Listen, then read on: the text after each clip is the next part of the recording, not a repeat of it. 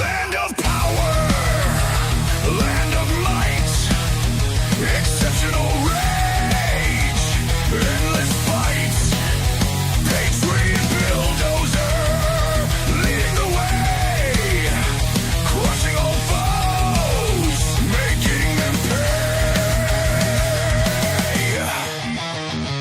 Flag in hand, fury in eyes, screams of pride, ignoring lies, iron grip, ruthless and cold, American dream, fierce and bold, bow before the storm, unstoppable wave, marching forward, no soul to save, bulldozers wrath, tearing apart, exceptionalism, fire in the heart,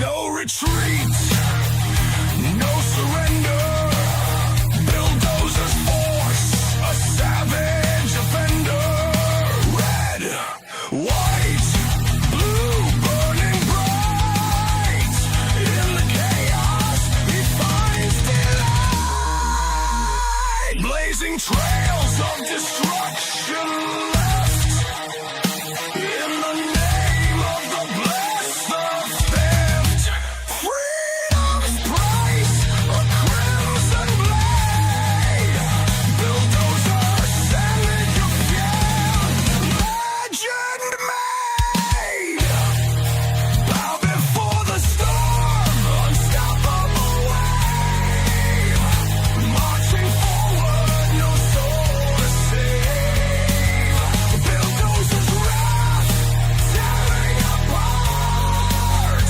exceptionalism, fire in the heart.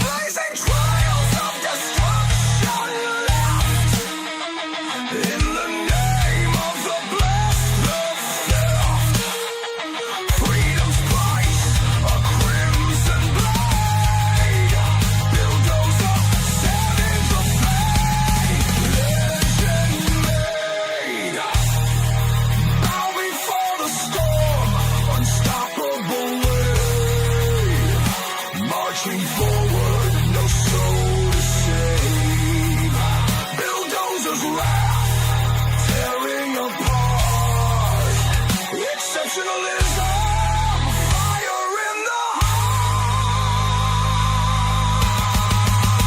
heart.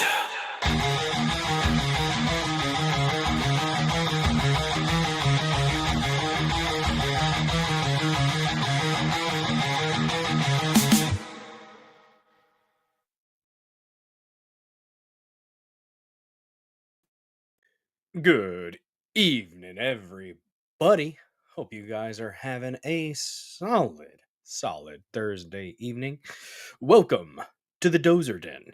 Don't forget to smash that like button, y'all. Give it a good thumping. Caress the like button.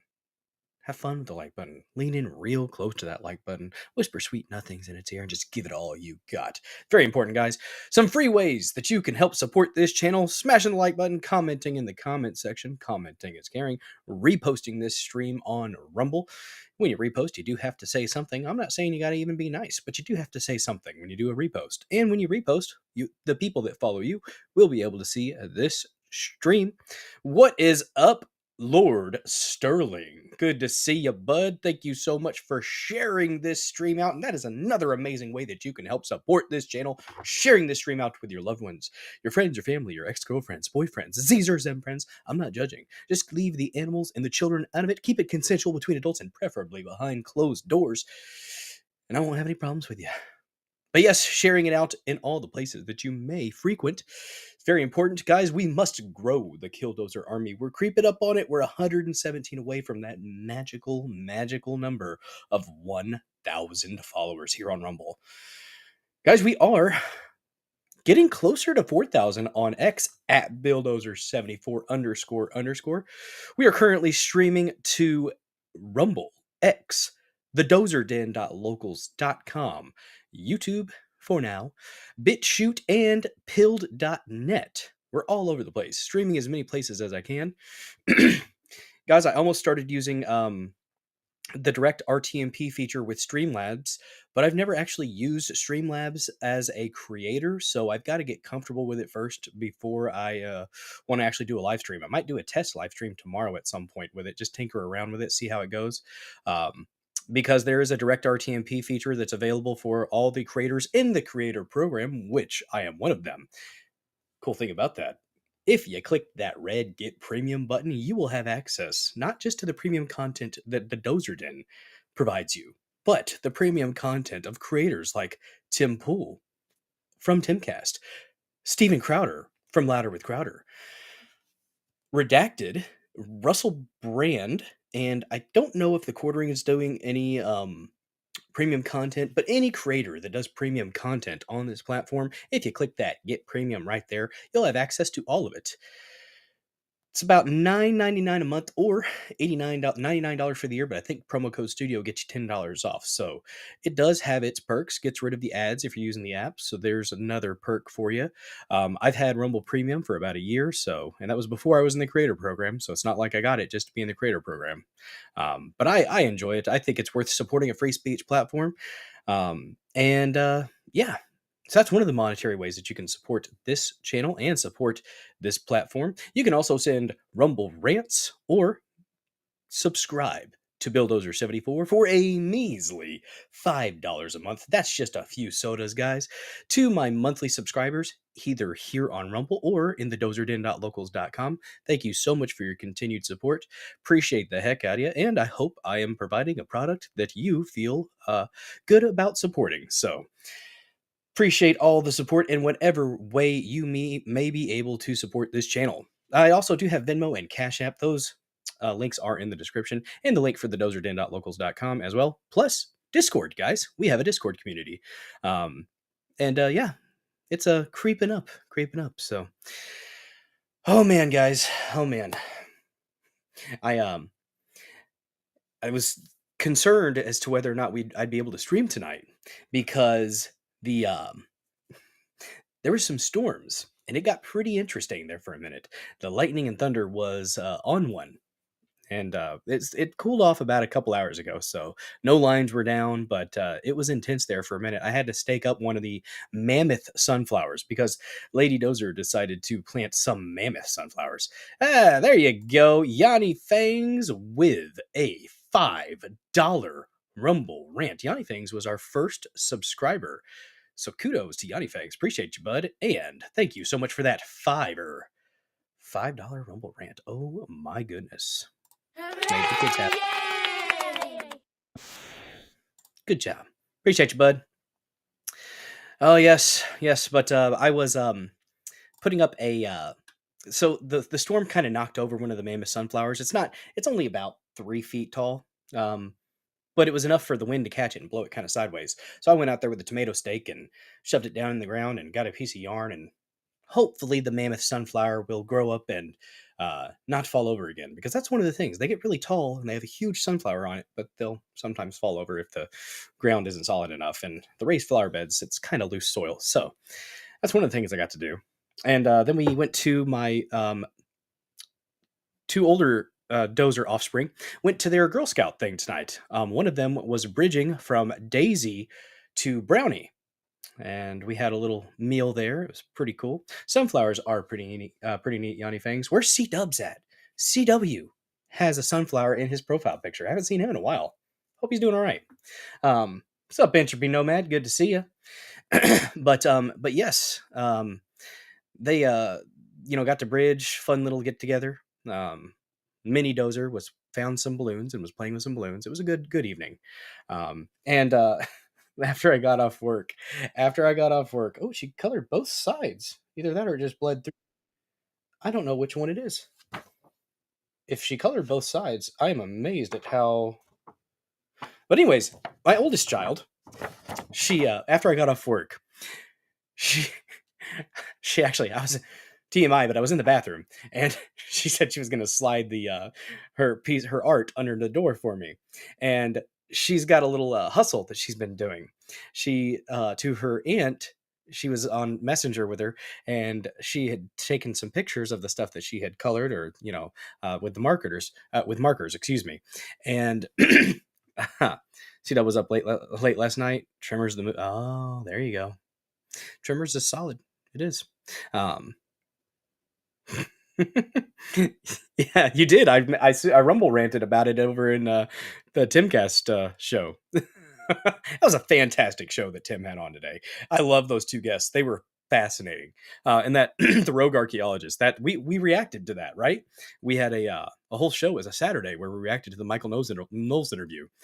So they were talking about some stuff that I was all for it. But anyways, my eldest Dozer offspring wanted to. I told her I was going to buy some artwork from her because her aunt bought some for her classroom, and she comes in, and actually, I'm not going to lie, I'm kind of impressed with the reflection, because what you have is this supposed to be like the pond, right, or the lake, and those are the trees at the edge of the pond, and there's a bird up there, and she even did the reflection of the trees, the bird, and then the change of the colors there for the sky. Yeah, so artwork from one of my kids. Proud dad, showing that off. There you go. It's on the internet forever. But yeah, and I paid her $1 for it. She said she said I would normally. She said my normal rate. She's 9. She's almost 10. She said my normal rate's $2, but since you're family, I'll give it to you for 1. And I was like, well, I appreciate that. Yes. Yeah, my kids are pretty cool. Mini Dozer was a beast to put down, though, so I would not be surprised if we hear him thumping, kicking the bed, and you might hear the wall getting thumped from him. But yes, we've had a busy evening. We've had a busy evening indeed. But we are here. We are here for the Dozer Den. We have things to talk about today, guys. Elon Musk posted a documentary. It's about 40 minutes. And it, from what I understand, I haven't watched the whole thing. I've watched bits and pieces of it. It details the plight of the white South African. I would say that what is going on there could be considered genocidal.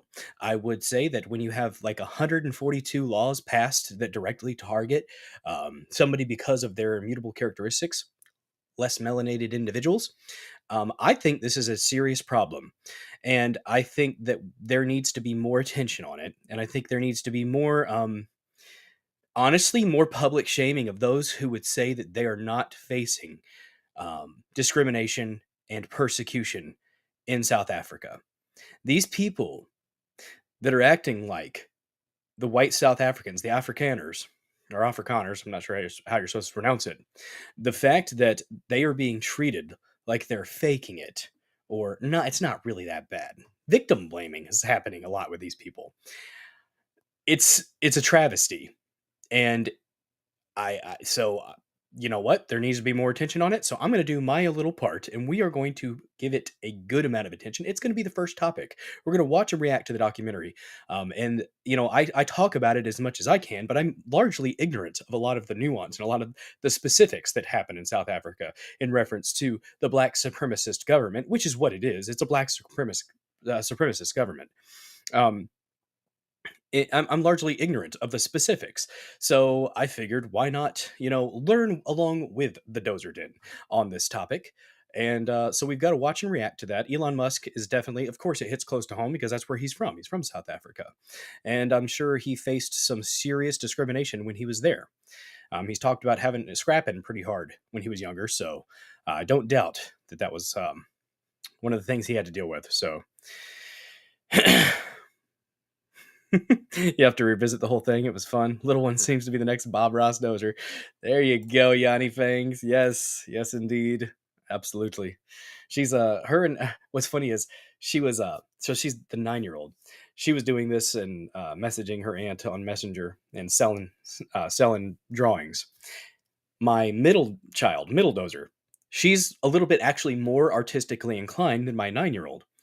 Just something she's good at. Maybe it's because she's left-handed. Weirdo. But she heard that Bailey had made like $2 or $5 or something, selling a painting to her aunt, and she goes, "What?" And she's 7, mind you, and she goes, she kind of got quiet for a second. I could tell her little gears were kicking up there, and she runs to her room and she closes the door, and then I then I hear from Lady Dozer that middle dozer was hustling her and was trying to charge $7 to $10 per drawing, so her rates were higher than her sister's. She's all big sissy making money, making a little money from doing art, and she's like, I like drawing, and she decided to go draw and do the same thing, except she was charging. I mean, honestly, it was probably justified in the cost, but I would never say that to them. Oh man, but yes. Cheddar Steve, what is up, good sir? You absolute mad lad. 3.4 billion net worth, and Rumble. And all Rumble can come up with is changing the sign-on page. Way to go, Rumble. Fuck. I went pretty hard on Rumble the other night. I did. They did add the direct RTMP feature for all people in the creator program. I just do not have a significant I don't have a significant experience with Streamlabs or OBS, so I want to practice with those first before I try to test out that direct RTMP, because that is a feature that all creators in the creator program have now, and that will be, I think, within the next week or so, that will be rolling out to the rest of the creators as well. Apparently, you're supposed to be able to use it with all types of streaming software. So, OBS, Streamlabs. I don't know about EV Mux. I know I was talking to Sterling about it, and he was saying that he didn't think that it does. I guess EV Mux doesn't have a direct RTMP feature or something like that, which really sucks, because I'd like for everybody to be able to use it. So, and if they partnered in the beginning, it would be nice if they would make it compatible. It would just make sense for Rumble to do that. But sometimes, admittedly, Rumble doesn't do things that make sense to us. You know, um, it's one of the most free speech platforms out there, but we do have to be able to criticize the things that we do support in a constructive manner, because if you don't, then it can't get better. And that's one of the things that I love about what Daramuth has been doing with those surveys, both creator and viewer surveys, tailored to whichever barrel you fall into. And there is the kitty co-host, Domino. She has awoken. She's joined the stream. Hey there, girl. What are you doing? Again, I swear I'm not a cat person, but this one's all right, I suppose. Hey, changing the sign-in page. Interesting. Hmm.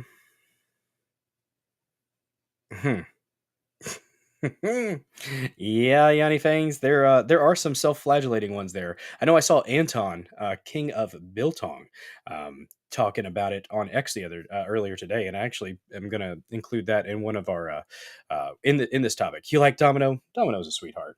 Yeah, she's a good girl. Yeah, you are. I'll allow her existence here in the Dozer Den, I suppose.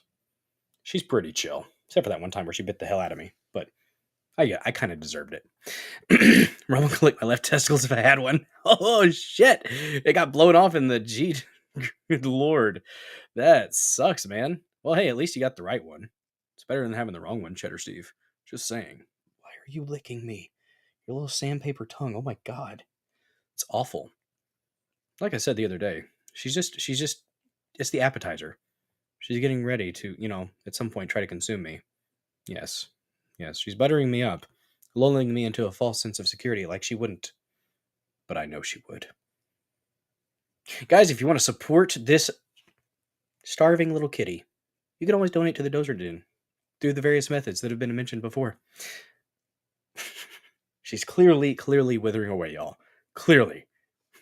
But that is the first topic we're going to discuss. We're going to watch and react to that documentary. We've got some clips. We've got some honestly, it's just sad. It's sad, but I think it's a good thing to be informed on it, and that's the reason that we're going to watch it tonight. hopefully more people actually pay attention to the plight of the white South African. And I don't know, how whites. Yes, I'm sorry, I'm not giving you all the attention that you deserve, little lady. Yes, you're a sweet girl. Great War of Testicles. That's what I'm thinking. What is the GWAT? I'm very confused. GWAT. I didn't want to seem ignorant, but I also didn't want to ask and show my ignorance. Got blown off in the Great War of the Testicles. Yes, Yanni Fangs, I'm pretty sure that is what it is. Probably. The second topic that we are going to discuss, and we are probably going to keep it to about 2.5 hours. I have an early meeting tomorrow morning, so I cannot stay up too late. So we are going to probably keep it to 2.5 hours like we did last time. But that's why I say that, but I'm usually a dirty, rotten liar. Last time I was not. But the second topic that we're going to discuss seems like the tariff panic might have been overblown, and even outlets, liberal rags such as Axios, not Askios. Oh, good lord, I mixed it up. See, I did the opposite of Ebonics. Instead of ax, I said ask. It was an automatic correction. I can't help it. It's just what I do. So, even Axios admitted that they may have jumped the gun just ever so slightly. Just ever so slightly. They may have jumped the gun.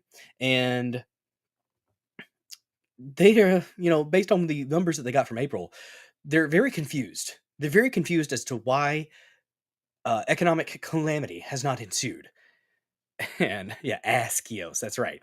And I don't know who 93 if you are a real person or not, but I usually do not trust random links from somebody I've never seen in my chat. So if you, it's Rumble, so it probably isn't crap. It seems like it's just the Infowars network. I'm not gonna click it, but if you guys want to click it and test it out, be my guest, I suppose. It does make sense. Great War of the Testicles. Great War of Testicles. It's like, did you fight with your testicles? Was it lost in testicle combat? The show is off the rails early into the stream. Oh my gosh. But yes, we're going to talk about the tariff panic, the terror that was around the tariffs. And looking at all the trade deals that we're seeing, the deals with Saudi Arabia, the deals with Qatar, reopening Syria, taking some of the sanctions away from Syria. I mean, these are moves that some people are very uncomfortable with, but honestly, they needed to be done. This is how you do things. You make deals. You're not going to get everything that you want in a deal. And when you're dealing with another person in another party, you know what? You might not like everything about them. But sometimes you have to deal with people that you don't like. It's like that in our personal lives, right? It's like that in our professional lives. It's like that at a grand scale as well. There may be countries that we don't really mesh that well with, but we still got to do some things together. We got to work, can't we all just get along? I mean, to an extent, we tolerate each other at least. And that's something that you kind of have to do sometimes. So it's good to see that. What is up, Trish1? Lovely mod in the chat. Thanks so much for joining us this evening. Hope you're doing well. If you need a leash, I'll keep an eye on him eating dinner right now. You take your time. You do you. If I don't think it's going to be needed, but we'll see. I suppose. I'm kind of curious. I want to click on their. A lot of the times you can figure out. Okay, that looks well. Maybe they're real. It is. I don't know. It looks like TikTok videos posted. Let me see when they got 259 followers. Shit. Coco Melon, primary goals, engage families in entertaining educational content. Bullshit. Joined April 17th, 2000. Yeah. I don't know. I'm going to go ahead and assume that's probably trash. But hey, as long as they're not mucking up the chat, I don't care. Interesting. It's Coco Melon, but it's e-thought stuff. E-thoughtery, some might say. I'm not judging necessarily. Okay, I kind of am. Oh, man. Welcome to Ball Coast. Welcome to Ball Coast, folks. Testicle talk all the testicle time. Woo! Indeed. But yes, the second topic will be tariff stuff. The third topic, we may have found Noah's Ark. And I know that there have been multiple times in the past where they have decided that they found that they found Noah's Ark. But this one looks kind of interesting. It's actually from, and the links to the articles that we're going to discuss and the videos or X posts, like the X post for the documentary that we're going to watch first, they are in the description. So, excuse me. But the Noah's is a 13-minute or so video from, I think Jay Anderson posted it from Project Unity over there on the YouTubes. I bet he's on Rumble as well. If I was going to guess, I bet you he'd be on Rumble. And oh my goodness, did we get another $5 Rumble rant? Goodness gracious, you guys are on fire tonight. Thank you so much for another $5. My God. Love to see I'm it. by winning. I win here and I win there. Yes, yes, indeed. What do we got here from Entropy Nomad? Thank you so much, sir. It's a difference between how we approached our enemies from World War I and World War II. Notice how not festering animosity and making deals helped us spring into an age of prosperity versus sliding into another war. That is a very astute analysis of that situation, Entropy Nomad. Thank you for that Rumble rant, and thank you for your contribution to the conversation, sir. Yeah. So it's the difference between how we approach our enemies from World War I and II. So notice how we festering animosity makes deals. Yeah. Yeah, I absolutely agree with you.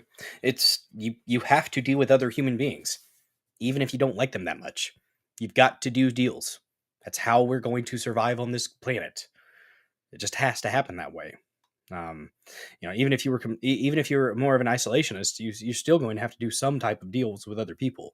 It's never going to be completely black and white. There's nuance, guys. That's what people fail to understand quite often. They get stuck in this tribalistic mentality, and nuance is lost far too often, in my opinion.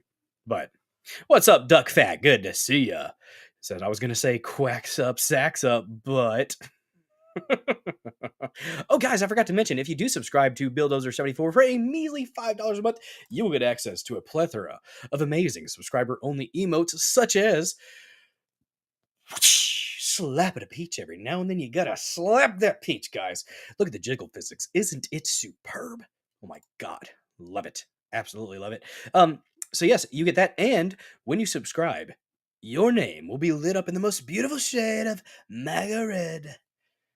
Some call it a rumble rash, and the only treatment for it is Merca. That's right. Trish with the multi. The flag moves every time I do that. Yes. Yes, indeed. This is my co-host, by the way, Bobble Trump. One of the best bobbleheads you've ever bought. I wouldn't say it. Others have said that it is the best bobblehead in the world. Yes, indeed. Oh, yes. But anyways, that's the third topic is going to be about Noah's Ark. I actually have not watched the whole thing yet, just a little bit. I usually, and I've said this before, but when I share something with the audience, with you lovely killdozers here in the Dozer Den, typically I'm experiencing it for the first time right alongside you guys. The press conference with Trump and his medical A team. I actually listened to that whole thing on like 1.5 speed. Or 1.75 speed, something like that, that evening before the show, because I just really, really wanted to listen to it, and I could not wait. So yes, that one I did actually listen to. But usually what I do is I react to it right along with you guys. This is my genuine reaction. I know the general context of what we're going to talk about, or what we're going to read, or what we're going to watch. But I like to be, give the reaction that I, my initial reaction to it with you guys. What's up, Sam Duty? Good to see you, buddy. Thanks for joining this episode of Dozer Den. Guys, if you have not yet smashed the like button yet, go ahead and give it a good smashing. You must have your way with the like button. Yes, yes, indeed. It's what all the cool kids do, y'all. This is episode 109, by the way. We're going to be hitting 200 before you know it, y'all. Excuse me.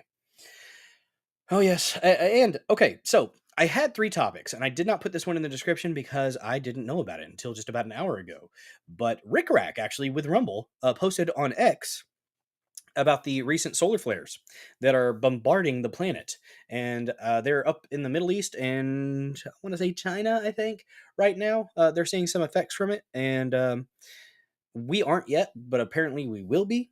And a lot of people discount the effect of solar weather, the solar storms, solar energy, and stuff like that hitting our planet. But there are quite a few. Oh, another slap at the beach. There you go. There's a lot that it can affect, and it can be it can be quite cumbersome to technology. And there's a little bit. A little bit sparser research into how it affects behaviors and things like that. But one would think that if you're affected by the moon's cycles, you might be affected by the solar flares and solar winds that are constantly hitting the planet. Just kind of speculation, I guess there. But I just thought it was interesting, so I kind of tagged that on, at least on my handy dandy little notebook over here.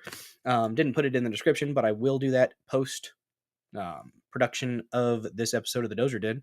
I am excited to try out Streamlabs or OBS, whichever one ends up working, but I was lost, honestly. I started looking at all I do love that there's so much customization with Streamlabs, but also give me a default. I'd be fine with give me a default, and if I don't like it, then I'll go in and tweak it.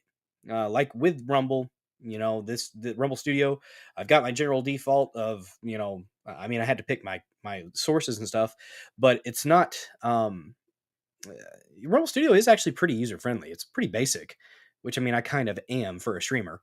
I usually just talk and I share things, but there's a lot of it's like I was a kid in a toy store with some of the options, and I was just like, gosh, there's so much here that I can customize. I was like, I don't really know what I want to do here. Like getting the window for the video was like, okay, so if I expand it all the way, am I going to have things in the median that are empty, and do I need to have an overlay in the background going? I don't know. I think I might fiddle with it tomorrow and maybe try a test stream with that direct RTMP with Streamlabs. So you might be seeing one of those throwaway streams or something. We'll see. I don't really know if I'm going to do one tomorrow or not, but if it makes it so that I can share audio by sharing a tab, I'm going to try that. So I would like to do that, because doing it the way that we have been for the Saturday streams, which, by the way, if you didn't know, guys, Monday, Tuesday, Thursday, and Saturday at 9:30 p.m. Central, those are the days and the hours of this show. Saturday, a little bit more chill, a little bit more chit chat involved, and we talk about one topic usually not a very serious topic, and then throughout the stream, I take music video requests for the Dozer Den DJ Hour. And we rock out with our cocks out, or jam out with your clam out. Those are the only two options. To the intersex individuals who may watch this stream, pick a lane. Just saying. Usually you should know. You lean one way for the most part. Just saying. But the Monday, Tuesday, Thursday streams, pretty news heavy. Cover 3 to 4 news topics, and we usually have a palate cleanser. We will have a Massey Minute, I think, tonight from the interview that Tim Pool had with him. We'll play a little bit of it. I don't know if we're going to play the whole thing. I think it was like 5 to 15. I think it was like 15 minutes or so. But Tim Pool did interview Thomas Massey earlier today, I believe. And it was a good discussion talking about, getting legislation through and the absolute ineptitude of Mike Johnson. I had myself a good little rant about Mike Johnson the other night. It's the squishy conservatives don't really care. The establishment Republicans don't really care. They don't want to actually get the Trump agenda, the America First agenda, rather, codified into law. They don't want to do it. They want the Hegelian dialectic. They want to be saying, yes, we're working on this, but actually be working against it. It's the firefighter starting the fires and then coming in and saying, oh, look at us, I put out this fire, but you started the fucking fire, asshole. Like, come on. What are you doing, Cat? You're going to knock down Lady Dozer's makeup stuff. You're going to try to jump up in those kitty headphones. You're going to fall. And I've seen you fall on your side before. You're not a normal cat. Sorry, I got distracted by the cat in the background. You can see her tail right over there. She's right there. She's about to jump up on my dang dresser. That's what she's going to do. Nonsense. Excuse me. Gonna switch up your weekly meal plan and thaw out some duck because there you go. Eat the duck. But yes, we're going to talk about a solar storm for the fourth topic.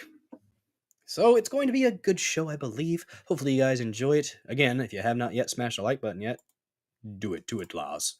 We're up to 15, including myself, because why not? Why not like your own stream, guys? Checking on the pill.net, nothing there. Curiosity. Yeah, curiosity is going to get her if she's not careful.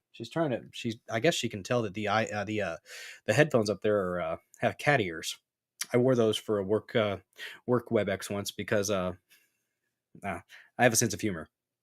They got a kick out of it. I have a pretty cool team. But excuse me, good lord, y'all. Let's go ahead and get into the first topic. We have a documentary to watch about the South and how they were treated. Gorklon Rust was she made it. Look at her. Look at her. She's proud of herself. I'm gonna have to go let her out here in a second. But anyways, let me start sharing my screen, and then we will get into it.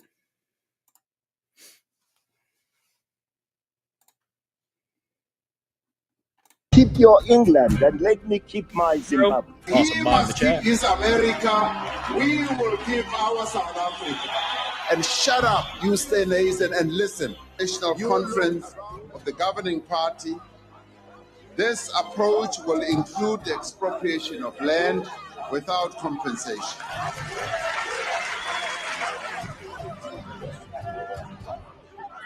We will expropriate land without compensation, whether they like it or not. If they object, they can seek City of refuge in Lafontaine, in America. We're having a Gauteng, problem says with it's being land terrorized grabbing. We are going by to land continue grabbers. to Community leader expropriate the land says without he's been compensation. able to So identify we're going to one try of the people involved in the attempted land grab. I know him because he's a member of the ANC in Hot 135.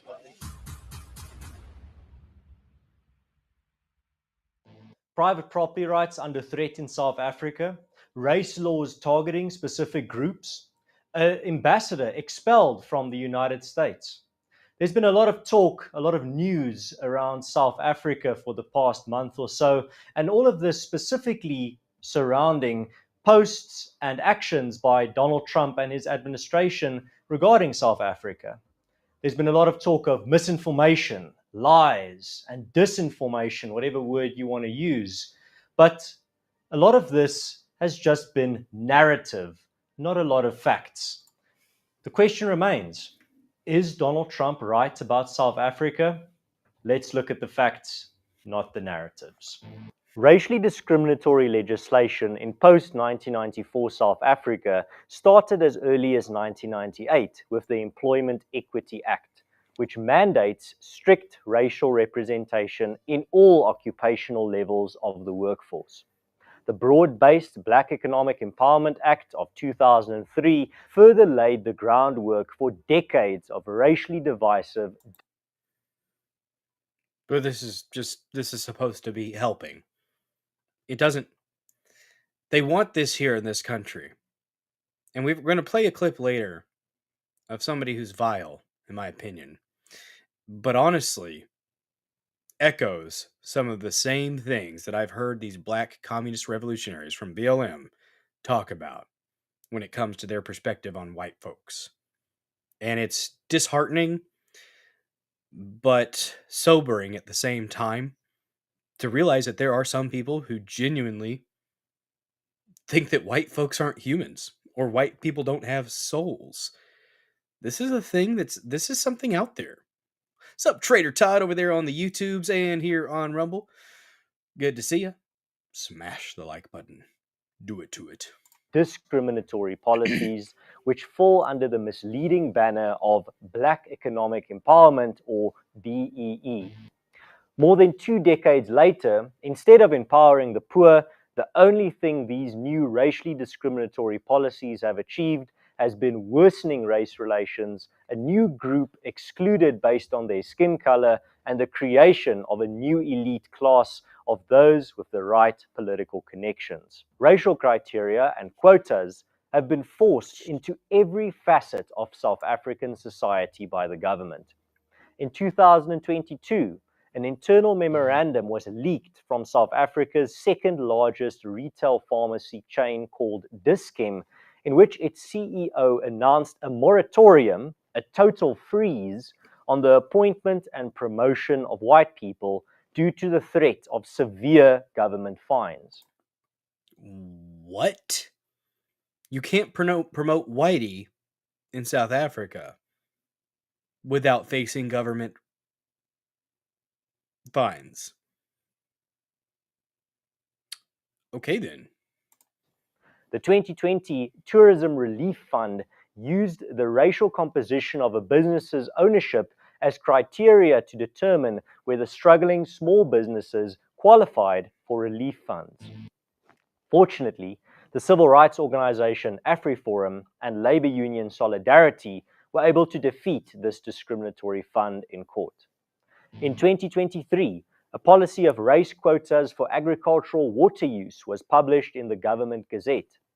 Even though South Africa is still struggling with catastrophic rolling blackouts as we speak, the state power monopoly Eskom has retrenched many white maintenance workers over the years, as well as hired based on race rather than merit to meet government race quotas. Even primary school level sport is affected by the government's race-mad agenda. In 2019, evidence revealed that several white children at the Gauteng province's netball trials between the ages of 12 and 18 had not been selected simply because of the color of their skin. Also in 2019, qualifying white athletes as young as 9 years old were almost left behind because South African schools athletics declared that only one white child per team would be allowed to represent their province at the national championships. In 2020, but if they're better, they're better. Like, you don't see people saying the NBA should have, a population that quota that correlates to the population of the United States as far as whites and blacks. You don't want a distribution like that, because it's just the case that typically, whiteys ain't usually the best at basketball.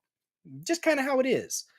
And this is insane that they are literally, so I remember there's a difference between de jure and de facto racism or segregation or discrimination.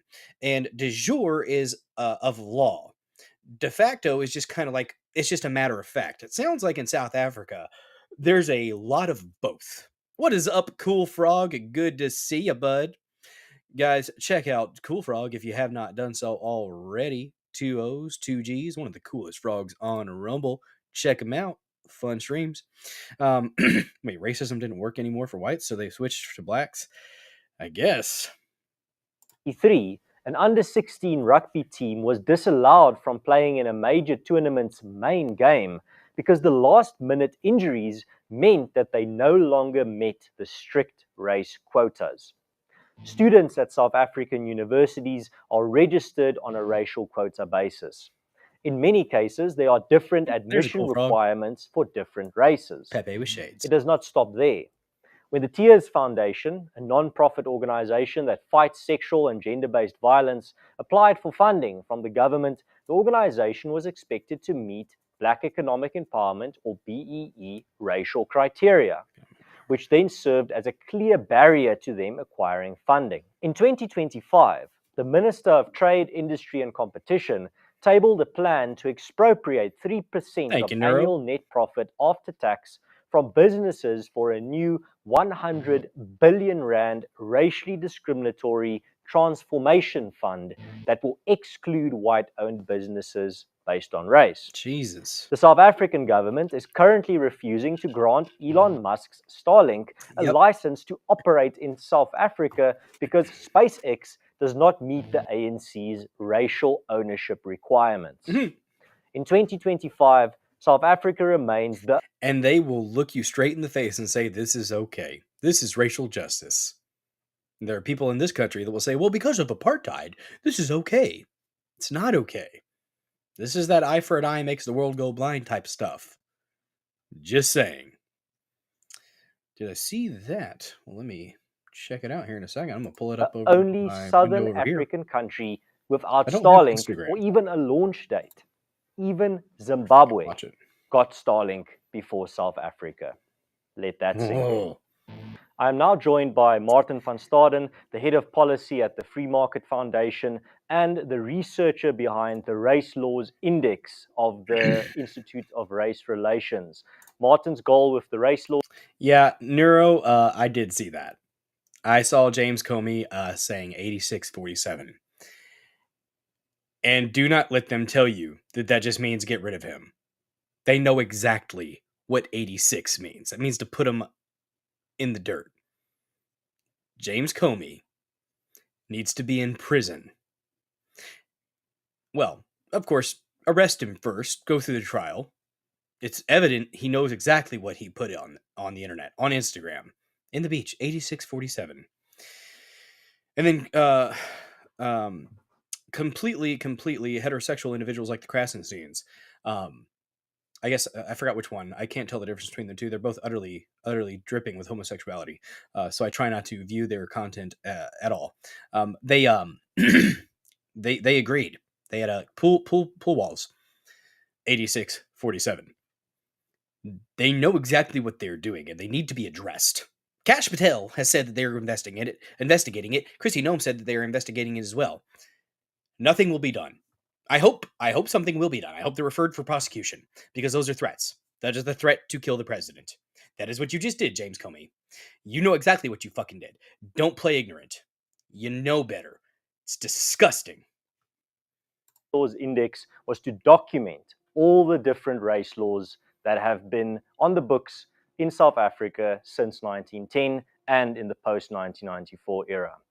Martin, welcome to the program, and I want to talk to you today about specifically race laws in South Africa. You seem to be the foremost expert on it. How many race laws are there in South Africa? That seems to be the big question everyone is asking, and some people have tried to answer that question. You are one of them. Or race law is any act of parliament that makes or recognizes someone's race, ethnicity, or skin color as legally relevant in any form. That counts as a race law, and there are 314 acts of parliament since 1910 that have been adopted that fit that bill. There was a big repeal initiative in the 1990s, which brought us down to 52 race laws total in South Africa in the year 1996. That is the floor of race law in South Africa. We've never had fewer than that since 1910. But since 1994, the Democratic Parliament, the mostly ANC-led parliament, has adopted 117 race laws. Now, that is 37% of all the race laws ever adopted. Now, that to me, that's an astoundingly large number. The three main numbers: 314 race laws total since 1910, 117 since 1994, and 142 on the books as applicable law today. And then when it comes to the racial... This is why I'm glad we have a president that can acknowledge this and say, hey, we're not going to give you money. We're not going to give you financial aid. We're not going to work with you if you're discriminating against people because they're white. That's fucked. Good Trump. Classification system that you encounter on a daily basis in South Africa. Whenever you are interacting with the government in any form, I mean, even in a scenario where you are in a car crash or you are the victim of a horrific crime, when you go fill in the police report, one of the first questions is, what is your race? Can you give us a bit more of a clear picture? Where does this race classification come from, and why is it still in operation? That was formalized in the year 1950 when the Population Registration Act was adopted. That is the first time. Oh my goodness, Yanni Fangs, thank you so much. Gifted 1 subscription to Dozer 74. Thank you so freaking much for the support tonight, man. Absolutely fan-freaking-tastic. Who's going to be the lucky winner? Who will get it? Let's see. Get you some applause. Where did it go? Where did it go? There it is. Bam. Appreciate it. Cool thing about gifting subs, all of that, 100% of the gifted subs goes to the creator on Rumble. So, thank you so much for that. time that there was Spreading the red systemic rash. classification of South Africans' population groups according to race. That system introduced 4 categories, which every few years went by a different name, but basically white, black, colored, and Indian. That act was the kind of foundation of the... They use a different color. It's COLOURED, I believe. I heard Serge on Timcast saying that the other day, and he's from South Africa, so I think that means mixed there, if I'm not mistaken. Apartheid-era race laws, and it was repealed. It was taken off the statute books in the year 1991. From the year 1991, in South Africa, there has been no formal system of race classification. We were returned to the pre-1950 system of, you'll know it when you see it. And in the view of a constitutionalist like myself, that is highly irregular, highly illegal for something to be made legally relevant, your race, without there being a definition of what that is. So currently, the kind of basic or the closest thing you have to a race classification system in South Africa that's formally defined is the 1998 Employment Equity Act, which is applied specifically to kind of affirmative action of the in the workplace of your workforce, not your management or your ownership, but of your workforce. But that kind of system has been extended to all of race law, essentially and by implication, and that talks about black people. So, and the black people means Africans, coloreds, and Indians. And white people is not defined, and none of those terms are defined, except black people means Africans, coloreds, and Indians. And that's essentially, to some degree, the Population Registration Act reenacted into our law by implication. I think you'll agree that when it comes to, if a white South African were to fill in that he identifies as black on his application to that job that has been explicitly put out on racially exclusionary lines, he would not qualify. No, and then... Well, Entropy, I would think that they probably sound like Elon because they are South African, and he is from South Africa.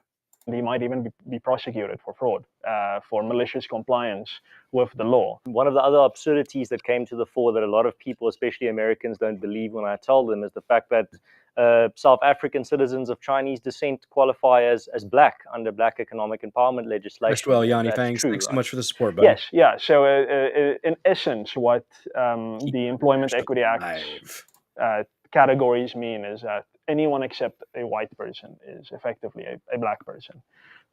Black is almost used as a synonym for disadvantage. And it has created the absurd scenario where But it's 80% of the population there, though. Like, they're the majority, and they're still disadvantaged? What kind of fucked up shit is this? It's astounding. The logic, I mean, there is no logic behind communism, I suppose. Wow. The child of a rich politician, a black politician, would qualify for a black economic empowerment bursary or job or any type of benefit from the government on racial lines, but the son of an unemployed white person would not qualify for this type of benefit. No, exactly. It's really an absurd. The whole premise of race law in South Africa currently is completely absurd. It didn't come out of nowhere because the intellectuals from the 1990s, they said that this is what they wanted, and yeah, that's what it comes down to. It's very much again, they don't have a word for maintenance. In my view, a totalitarian project of social engineering that has very little to do with solving real, tangible social problems. And when it comes to the 21st century South Africa, I mean, when people look back on the 20th century, they identify race-based exclusion from employment in America and in South Africa as some of the worst human rights violations of the previous century. But this is a reality in 21st century South Africa. It's not an exaggeration to say that whites need not apply. It's a reality in many job application scenarios in South Africa. Of course, yeah, and it's always coded language, which is you can see the companies understand that what they are doing is fundamentally immoral, because they say this is an employment equity position or this is a BEE position. I mean that doesn't even make sense, but that is the kind of wording that companies use when they advertise positions, and that just means actually if you're white, don't apply. Most systems of oppression that are notable today in history started by Just remember, the communist revolutionary BLM types want this type of thing here.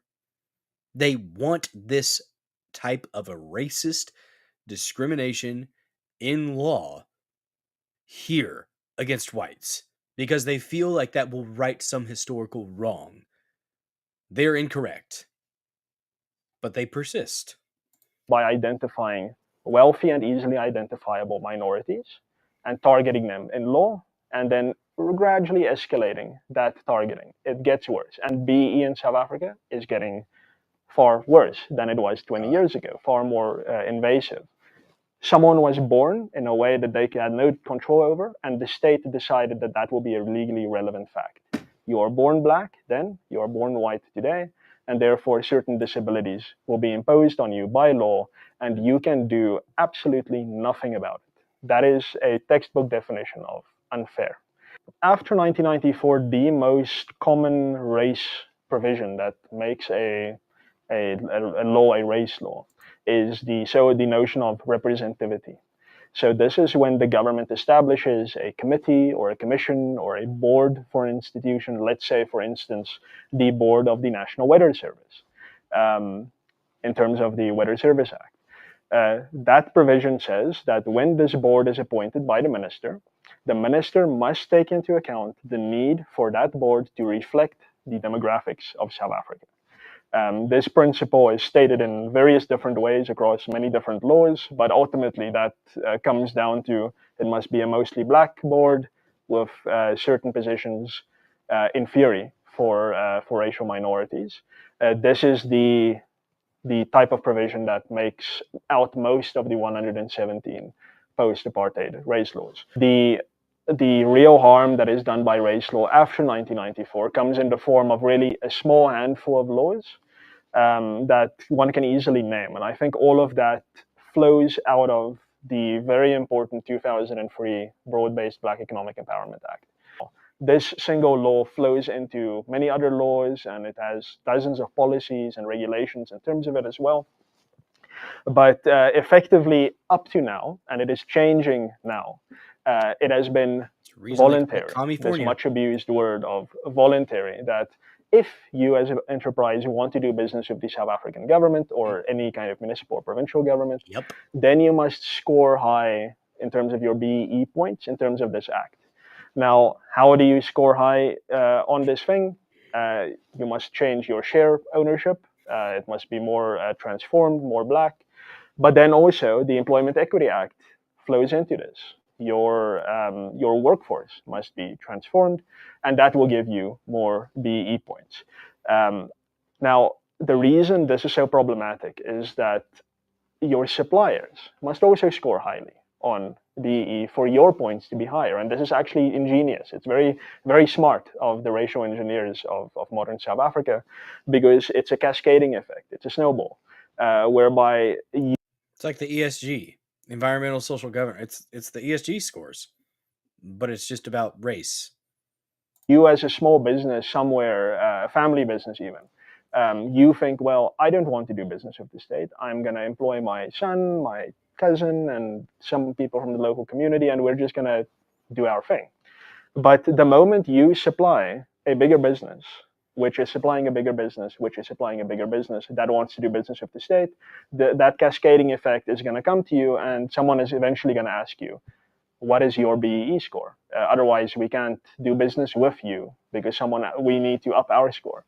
And through that way, BEE has basically voluntarily become an aspect of all sectors in the economy. So some of this is simply not voluntary at all and hasn't been. So the big example. Glad to see you pulled McGroin. Thanks so much for joining this episode of the Dozer Den. Don't forget to smash the like button. Commenting is caring in the comment section as well. Reposting here on Rumble. And if people have not yet followed this channel here, follow Billdozer74. Like the channel, like the stream, share it to all you know. Your friends or family, your ex-girlfriend, boyfriend, Caesar, Zem friend. Like I said earlier, I'm not judging. Just keep the kids and the pets out of it. Keep it consensual and between adults. And I really don't care. Just share this stream out so that we may welcome more killdozers here to the Dozer Den. Good to see you, Pulled McGroin. A big example is mining in South Africa. If you want to mine in South Africa or do anything in that sector, like prospecting and so on, you have to be high on the BE point score system. Otherwise, you simply cannot get a license or a permit to engage in economic activity in that sector. The other thing, how BE is changing today, is around real estate. There are rules around registering as a real estate agent, and that enables you to sell residences. And there's a question, I don't know if the question has been answered yet, about even private homeowners who want to now sell their houses themselves would also, in terms of this law, qualify as estate agents because you're selling a house. And you cannot engage in economic activity in that sector unless you have these racial criteria satisfied according to the government's BEE score system. Third wave BEE, which is to say that if you want to participate in any economic activity in this country, you have to have a high BEE score. The newest race law in South Africa is the Public Procurement Act. Now, this is for companies that want to bid for contracts from the state to provide services. Like if the state wants to build a bridge, and they need to find out which construction company is going to build the bridge now, various companies are going to come to them and say, let me do it, or let me do it. And the new Public Procurement Act says that if your company gets a head start in the bidding process or gets an advantage for consideration according to your BEE score, according to your BEE points, that is one part of it. The other part of it is, in some cases, if you do not score a certain amount of BEE points, you do not get to bid. So don't even approach us. Stay away. So it's actually it excludes companies. Yeah. So even if you're absolutely exclusionary, the best engineers and builders in the country, you provide the best service for the lowest price, but you do not qualify in terms of the threshold, the ratio. Like I knew that there was targeting of white like farmers and their families and stuff like that just by general as a general thing, that de facto type of racism. I knew that was a thing, but I wasn't aware of just how deep this goes, just how much the society's designed to fuck over whitey. Damn. And I'm not saying that apartheid was right, but this isn't good. Doing the same thing back, it's the eye for an eye thing. Eye for an eye makes the whole world go blind. It's messed up. Thresholds that are set by the regulations in terms of the law, then just DozerDen.locals.com. Cool thing about the DozerDen.locals.com, the live chat there is going to be open usually 24/7. You do have to pay that $5 a month to be able to participate in the live chat, comment in the comment section there, and you can also post things that you find interesting there in that community. Cool thing about that live chat, it is one of the most free speech live chats you will ever see. The only restrictions, no genitalia and no threatening to end people. Pretty easy parameters to stay within, I think. Check it out, guys. The DozerDen.locals.com. We get more members over there, and I'll be able to keep the live stream up longer. Right now, we've got two. We've got Sangland86 and Neurodivergent One. Thank you guys so much for your continued monthly support. Much appreciated. The door is closed to you entirely. Very problematic for a country that has very little infrastructure investment like South Africa. Very problematic for a country where basic services are denied to the vast majority of people who need quality services at an affordable price. Yeah, different 86 there, Entropy. Different 86. We're not talking about Comey's retarded post about 8647 or the Krasensteins. Those fags. State is pushing those prices up, pushing the quality down in many cases, just so that it can satisfy some racial criteria. Now, these laws, the Broad-Based Black Economic Empowerment Act, the Employment Equity Act, the Public Procurement Act, and the Competition Act, in my view, makes it that if you're a company of any size in the economy, in the South African economy, at some point, you are going to have to make a decision based on race. You just cannot escape it. You're not allowed to be a non-racial business owner in this country. At some point, you're going to have to make a determination that has to be commercial or civic or moral, but usually economic, you're going to have to bring in someone's racial identity into that determination. So that, in my view, really encapsulates what the solidarity movement calls rasmaat, race madness in this country. And that's why I think. That's a good term, race madness. Yeah, that fits. That's quite fitting. Really, race law is, and just these four laws are total. They are totalitarian. They are inescapable. In South Africa, you can go nowhere where you are safe from the state's racial engineering imperatives. We are 31 years into this dispensation of race law, the new dispensation of race law, and still we are told that the economy is untransformed, which means it is too white, and yet we've had hundreds of race laws. The laws I've just mentioned have been on the books for decades, except the Public Procurement Act, which replaced the previous race law from 2000. So it's also been, in effect, on the books for decades. So even with all the race laws, still Whitey still owes the whites there still own most of the private land, and are still contributing in a large part to the economy there, and propping it up. And if Whitey did go ahead and leave South Africa would be fucked because they can't do it. I mean, they've not been able to. So I guess we could see, but I would be absolutely fine. I was going to say this. I would be absolutely fine if the people that are productive members of society, I would be completely fine if the Trump administration went down there and said, you know what, if you guys want to resettle, we'll take all you. We'll take all y'all good ones. If you're shitty, stay here. Have fun with the locals. You can come, and you know what? You can bring your toys too. Bring all your toys, bring your industry, bring your agriculture, bring all that with you that you can. Get as much together as you can. Bring it over to the United States. Let's get after it. I would be absolutely fine with that if they wanted to do that. But I think a lot of people have been there for 300 or 400 years and they would like to stay there because it's their home. And they shouldn't have to feel the need to escape, to feel the need to go to a place that is actually going to, I don't know, treat them like human beings. Like I said, we're gonna play a clip later after this of somebody who, honestly, I guess he would be what they call the COLOUREDs, the coloreds. He was saying black, coloreds, and Indians. I think this individual that is actually like a mixture. I mean, he's pretty pale. Honestly, he's like a kind of like a butterish kind of color. And he says some truly just disgusting things about whites. And the fact that there are people who view other human beings like that is it's baffling to me. I don't understand that. But yeah, I'd be absolutely fine. Absolutely fine with it. As long as they're going to contribute well to this country. So, Rhodesia used to be prosperous before it became Zimbabwe. Yeah. That's the case. It is what it is, y'all. It is what it is. It has not worked. Now, the conclusion that the government is reaching, that the political class is reaching, that the rent seekers are reaching is, well, we have to do more of it.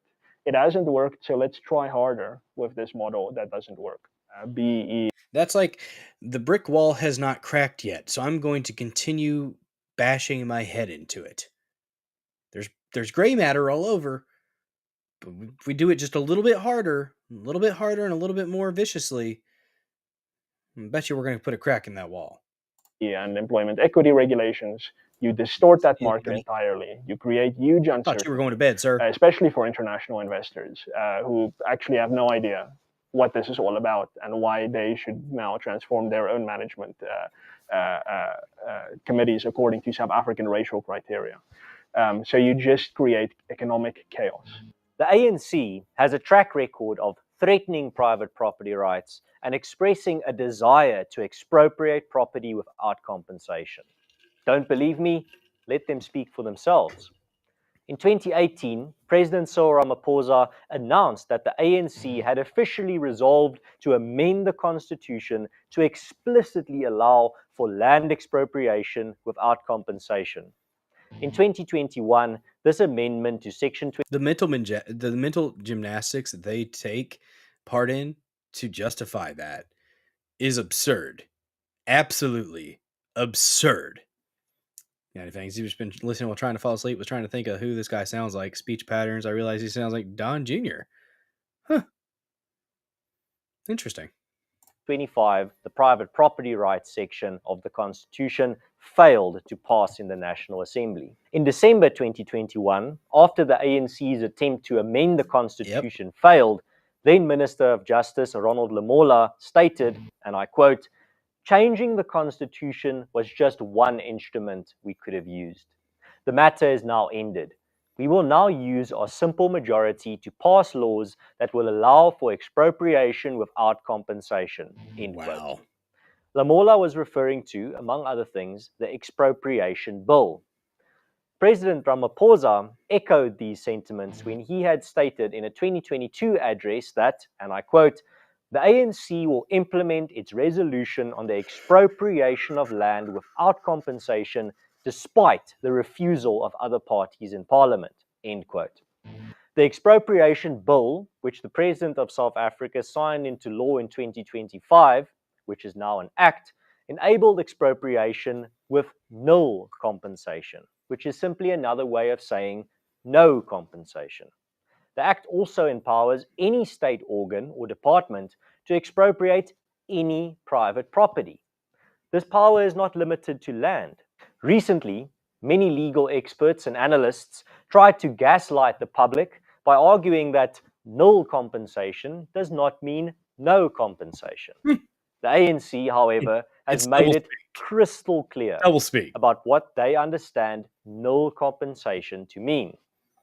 In 2024, Deputy President Paul Mashatile reaffirmed the government's commitment to expropriation of land without compensation, specifically through the use of the Expropriation Act. On the matter of without compensation and nil compensation, the Deputy President said that the intention was the same and the difference was wording. In his words, I quote, "It may well be that you have issues with the wording thereof, but the intention is to achieve exactly that we need to expropriate land without compensation where applicable." End quote. What makes it applicable? Like, okay, in the public interest. Oh my. Yeah, you know exactly what it means, dude. Mashatile continued, and I quote, "We use the words in the act that we should expropriate land if it is in the public interest. This issue of nil compensation I will look at, but my sense is nil compensation is you don't pay." End quote. In a 2023 address by President Ramaphosa, the matter of the Expropriation Act enabling expropriation without compensation was again emphasized. The President said, and I quote, "We will pass the expropriation bill and will grant the state the authority to expropriate land." I was not aware that South Africans pronounce the ill like ul until I heard Anton on his stream the other day talking about mulk. He said mulk multiple times. It was just like, oh God. And it's apparent, I guess this is just their accent, because he said bull, but he's saying bill. When he said null, he's saying nil. I'll allow it from Anton, but everybody else, shame on you. Absolute shame. What will happen to Pelindaba nuclear facility in South Africa? They probably won't be able to maintain that. And for public purposes or interests, and establish that nil or zero. That, or they'll keep the people around that they absolutely need and just keep them as prisoners, I guess. I don't know. R0 compensation will be deemed just and equitable in accordance with the law. End quote. The same ANC to this day praise Zimbabwe's Robert Mugabe and his party ZANU-PF as heroes. There have been multiple land grabs in South Africa since the signing of the Expropriation Act in 2025, with senior government officials and local politicians on scene as facilitators and beneficiaries. The group says they've been waiting for years for the government to address the issue of land reform. They say the new Land Expropriation Act signed by President Cyril Ramaphosa, allow them to take over pieces of land not in use.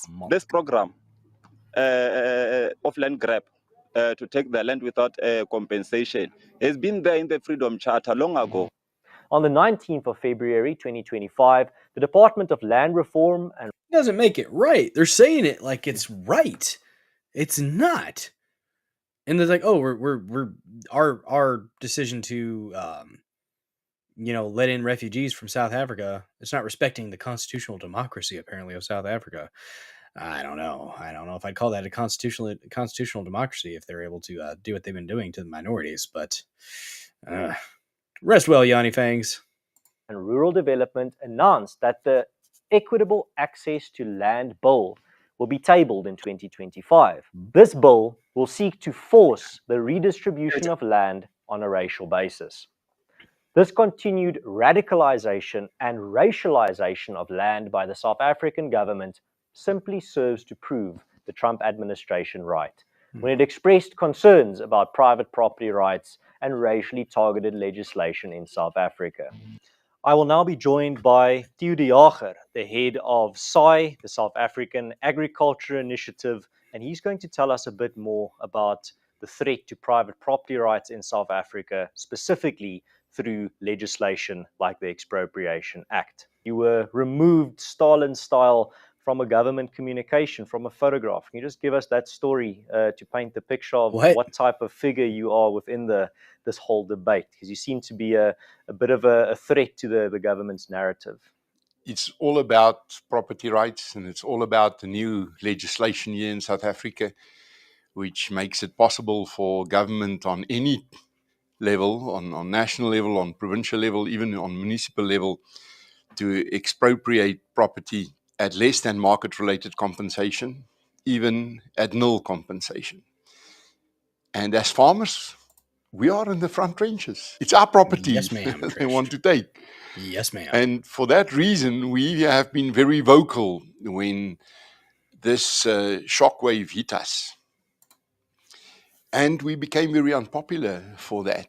We were attacked from government side, from a number of institutions, some media outlets, who said that we are exaggerating, that we are fear-mongering. Yep. And we kept on asking all the questions. We want to know how it will work. And then the next thing, Media 24 reported that the minister has distanced himself from me and from us as an organization because of our position on expropriation at nil compensation. But the minister denied it. He personally wrote me a message to say this is really not true. I'm behind you guys. And then the next thing, there was this photograph. I was on it. It was taken in our embassy in Berlin. And I stood right behind the minister. On his invitation, he invited me to join him to Berlin, where I was. They just took him out. They just photoshopped him out. You don't exist. Nope, Jaeger, you don't exist. See ya. What? Gosh. Was photoshopped out. So we cannot be less vocal. We must be more vocal. And we cannot be scared off by this kind of action. I thought this was something you only read about in 1984, where people are photoshopped out of photographs by the government as if they don't exist, just because they dared to go against the narrative, the state-approved narrative. Yeah, I have spoken to literally hundreds of farmers from Cape Town to Messina and from Durban to Port Nolloth.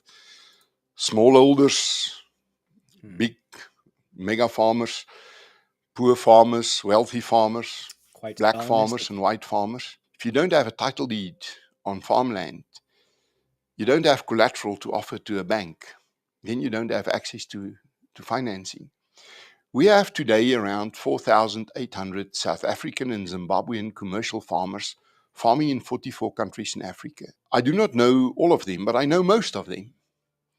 I can tell you all of them are using their South African property as collateral to access the financing for their fertilizer and their seed and their diesel and their mechanization, wherever they farm up in Africa. This is more than just certainty of ownership. A title deed, market-related compensation in a forced acquisition. That security of value is also the very basis of the free market system. It's the cornerstone of collateral. It is upon what we build competitive agriculture. And that is what is being eroded now. How would you explain how this act specifically threatens private property rights in South Africa to that person who's curious but who doesn't have time to go read a report? Any tier of government can expropriate here. It's not only our national government. It is also our notoriously corrupt second tier of government, the provincial authorities, the various departments on that level. And then any municipal official can also expropriate. And you know what's the extent of our problems on that level. So why wouldn't a radical politician on a municipal level try to test the boundaries of what he can do? And the problem on our side is the farmer must fight from his own pocket against it, whilst government on all these tiers fight with taxpayers' money. In a court system that takes years to finalize to get to a result. I mean, last time I checked, I talked to AfriForum's legal team, and they said the earliest court date that you will be able to get at the moment in the High Court is 2028. And that's the start of your case, not the end of your case. Then that case will be postponed. It will all types of obstacles will be in the way. It will take years to complete. That's the first leg. Then it's going to it's going to go to the Supreme Court of Appeal, which is more years of court battles. Then when it's concluded there, it will definitely go to the Constitutional Court as well. That's another court battle. This is years upon years. And during all that time, you're deprived of your property and you're paying out of your own pocket for this fight. The counter argument is, the first one, they say government will not do it because they are sensitive to investment confidence. Now, if a government would not do it, why do you pass an act like this? They pass why it do you so give that yourself they can a power do it. you will definitely not use? It gives government all these discount clauses, but it does not say how much discount government can take. And our position is, what's wrong with market-related compensation? Why do you want to put the burden for a national imperative on the shoulders of an individual citizen? It is simply not just. And then there's this argument that we need to speed up land reform. For 30 years, we have not made much progress. Land reform is a funny now, name you see, for these land reform programs, all three of them, have been designed for corruption. They've been abused. We have seen the most horrible kinds of corruption in this process. The reason why land reform is not working has nothing to do with the willing seller principle. It has nothing to do with market-related compensation. It has to do with cadre deployment, with self-enrichment, with nepotism, and with the kind of... Did he say nippletism? Nepotism? No, he said nepotism, but he said it with an accent. Nepotism. We are the knights who say nepotism. Of inept, which you can only imagine. Government sits with about 2.7 million hectares of good farms in its possession at the moment. And by its own account, 90% of it has failed. Why not start? Dang, food security and economic growth are being undermined by the collapse of more than 90% of the farms that the government bought for restitution or redistribution to victims of apartheid. So you're cutting off your nose to spite your face. That's what they're doing. Holy crap. They rectify that. Get people on that land who has been prepared and trained and mentored to be profitable beneficiaries of land reform. A lot of the people supporting expropriation without compensation lie by omission. They say, well, other countries have these acts as well. But those acts don't allow expropriation without compensation. But in the South African context, there's this very dishonest argument that the expropriation bill talks about no compensation, but that does not mean no compensation. Can you shed some light on what's going on here? Is it wordplay, or is there actually a difference? You're asking the wrong man. I represent the farmers. And for us, whether we are expropriated without compensation or at no compensation, it's exactly the same thing. You walk out naked. So the average farmer owes the banks and I mean, naked in the right context wouldn't be so bad, but it sounds like it's probably not a good thing here. The cooperatives more or less 55 to 60% of the value of his farm.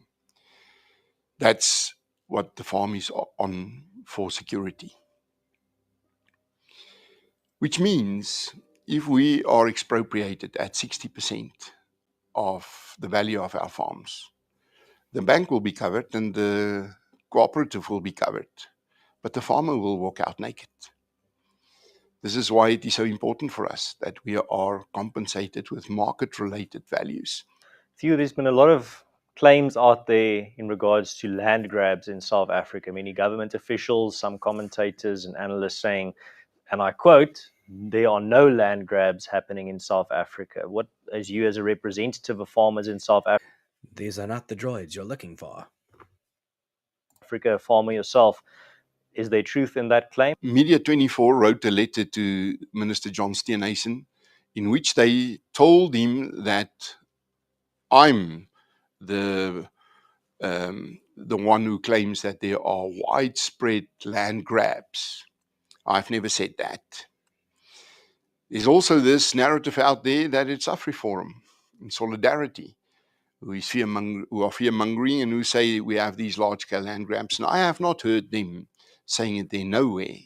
But that there are land grabs, that cannot be wished away. Only yesterday, there was this land grab in East London where government officials sold land stands at 15 to 25,000 rand a stand. 2 weeks ago, in East London, not far from my farm, we had these two incidents in Seshego.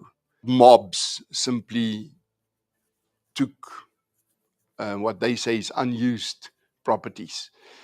Now, actually, it's wildlife farms and cattle farms. And then, of course, we have those cases who are currently in court or where we had court cases, such as the building on the farm in Heidelberg, which is used for a mortuary. Plaaswerf Beleggings was the owner. But he leased out this building to the Department of Health in Gauteng. And when they stopped paying their rent, he chucked them out. And when he succeeded, they simply expropriated him without paying him anything. And that case is at the moment in court. It already come for 4 years. And as you say, it takes long for this process to go through the courts.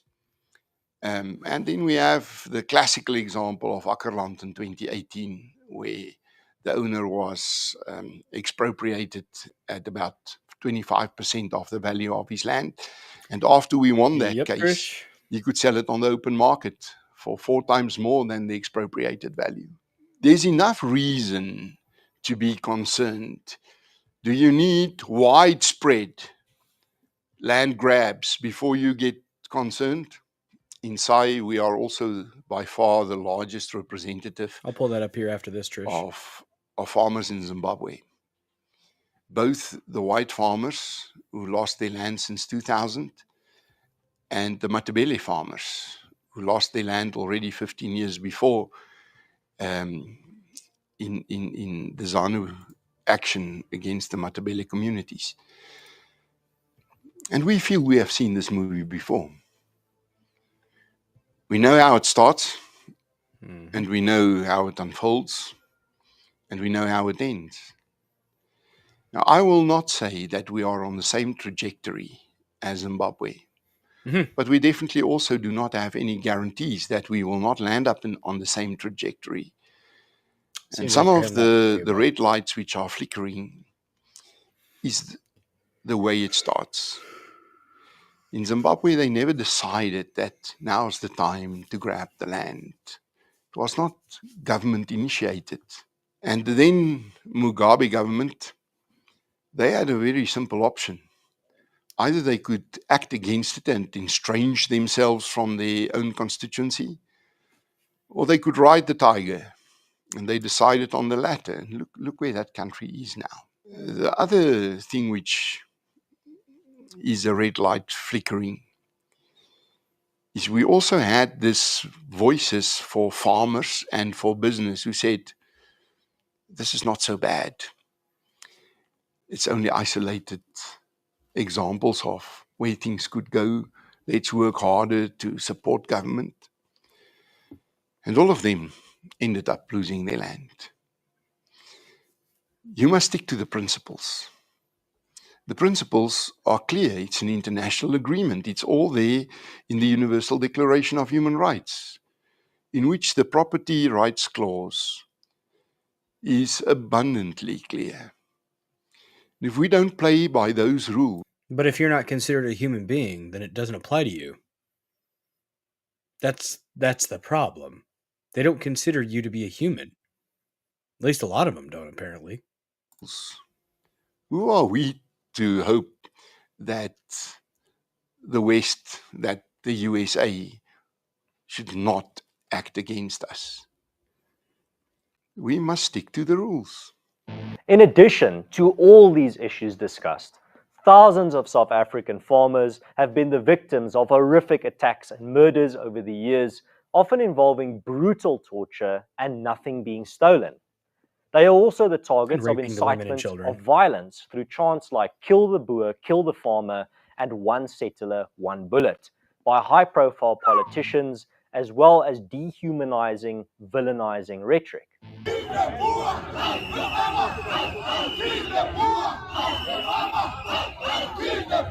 Shoot to kill them, kiss the poor, the farmer, kiss the poor, the farmer.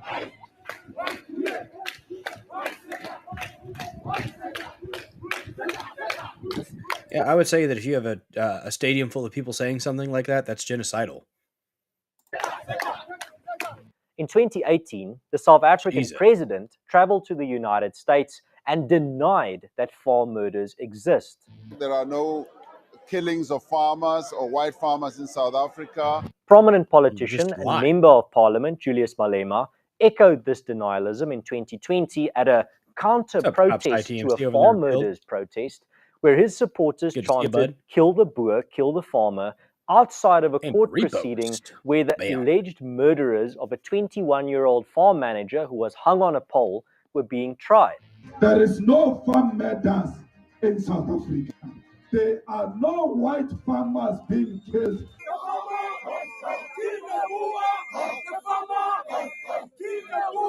During his 2022 trial, referring to past comments... At a certain point, we need to protect these people and let them have the ability to just resettle in a better spot.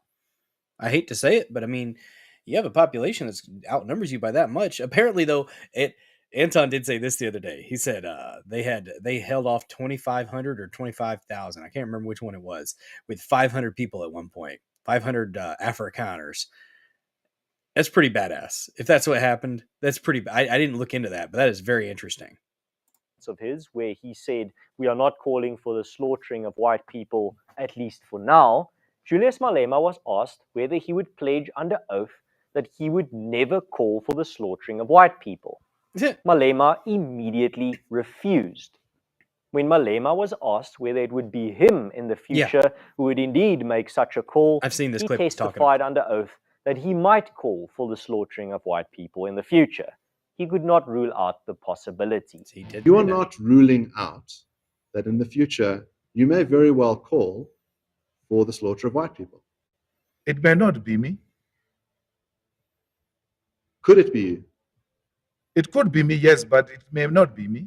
Yeah, so it could be you. You could, at some future date, call for the slaughter of white people.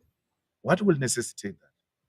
You tell me. I don't know. Why would I do that? You've said you could do it in the future. Is that correct? I can't guarantee that I can't do it or I won't do it. So, whoa. Who, buddy? Who, buddy? Right now, So I'm if I not asked ruling you to out that pledge, possibility. If I asked you to pledge to say, I will never call for the slaughter of white people, would you make that pledge? I will do it with ease. Make that pledge. Why would I do that? I'm asking you to make that pledge. I don't. You I said won't, I will do it. I won't do it. Make the pledge. I won't do it. You won't do it. Yes. I understand. The South African government has also taken aim at mother tongue education for Afrikaners and other minority groups through pushing out of Afrikaans at all South African universities and through the newly signed Bella Act, which seeks to marginalize Afrikaans education all the way down to primary school level.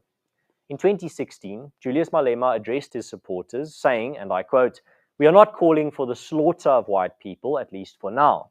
The right owners of the land are black people.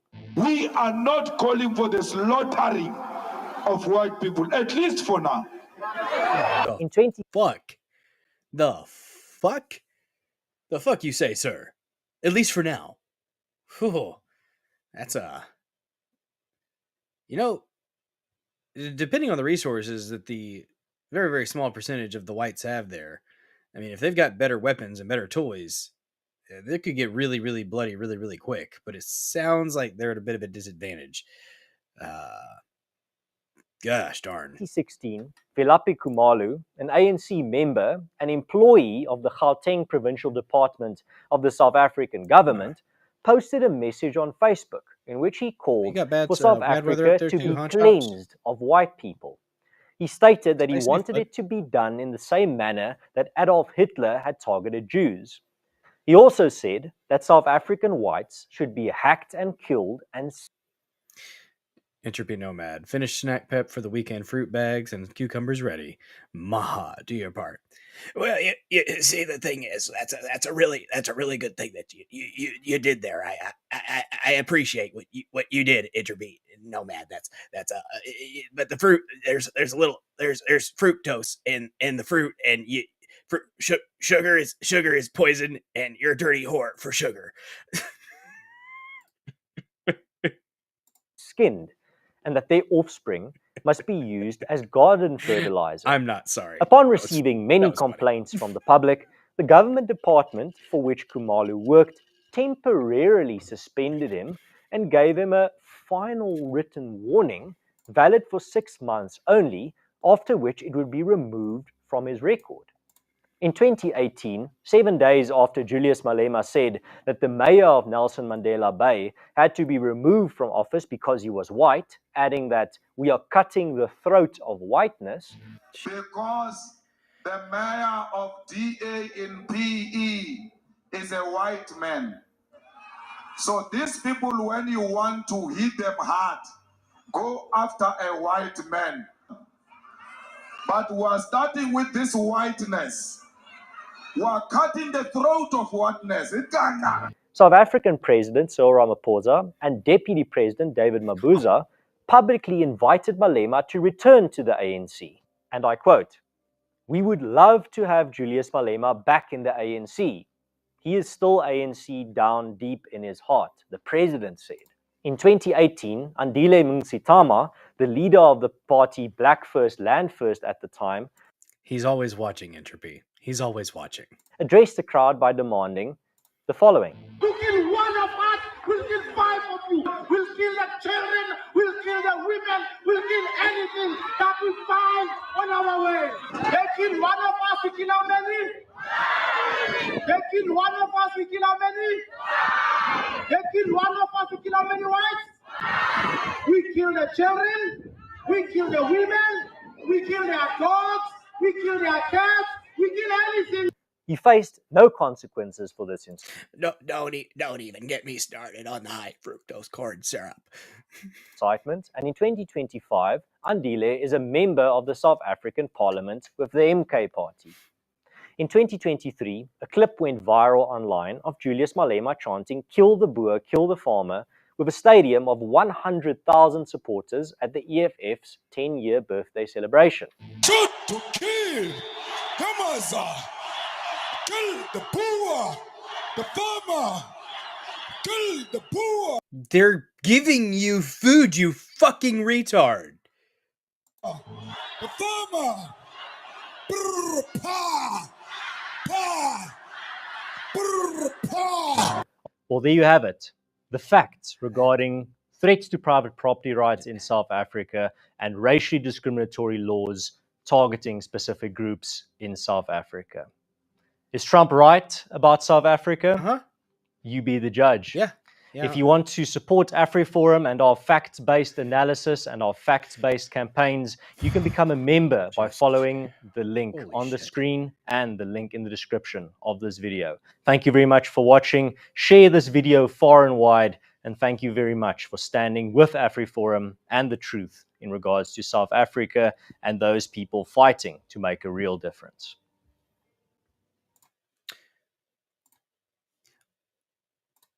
Well, I learned a lot by watching that. I hope you guys learned a lot from watching that. That is,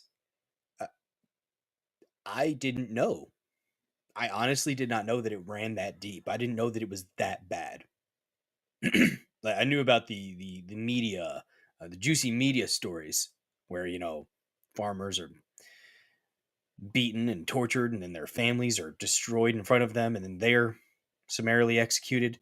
I've heard about those, but you don't hear that much about the specifics when it comes to their economy and how they treat the farmers and how they treat the white businesses and how they treat it just in general, that Black Empowerment Act or whatever it was. That is absolutely horrendous. And yeah, I would go ahead and call that a genocide. If you have 100,000 people chanting, kill the Boer, kill the white farmer, kill the whites, those commie fucks. Communists aren't people. I mean, they're communists and hate that they must pay for food from others. Standard collectivist pattern. In the farmers, then starve. They would absolutely cut off their nose to spite their face in that instance. Chops ITMC. Yes, absolutely. Yeah, JDL, I think we caught your the storms that probably hit you guys a little bit earlier in the evening. We caught this afternoon, or early in the day. We caught this afternoon. But that is nefarious as fuck, y'all. Yes, the white people absolutely deserve to have refugee status from this. This is, and part of it is like this clip here. This fellow who I guess would be considered one of the coloreds, COLOURED. I think that means mixed there in South Africa, because this guy's clearly not full on black. He's got something else in there. But check this clip out. Despicable way of seeing a human being. But this is the logic. This echoes. If you don't remember the BLM people, the BLM crowd, those communist revolutionary freaking witchy twat waffles said things that were similar to this. Maybe not exact, but very, very similar sentiment, saying that whites don't have souls. Check this guy out. And he believes this. 100% believes this about white folk. The problem that South Africans have right now is that we don't understand white people. White people are inferior species to us. We are Homo sapiens. They've got Neanderthal blood in them. This is the science. And this is not science that was done by black people. It was done by them. And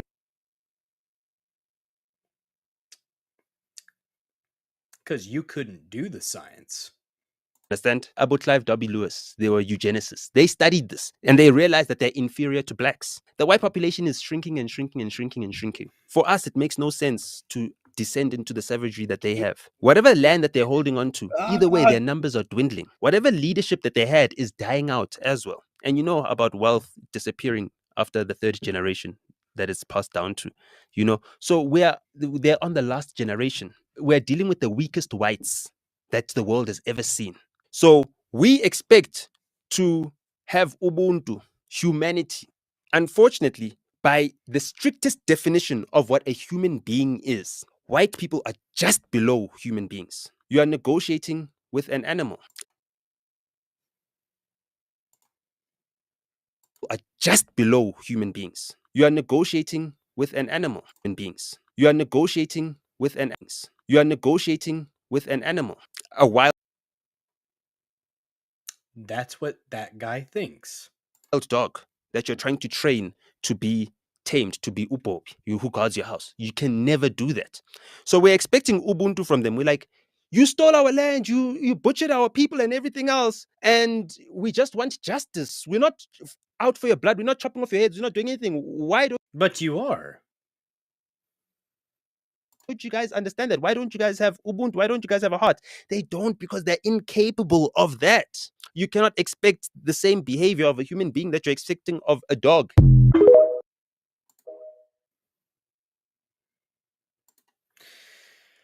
And that's disgusting.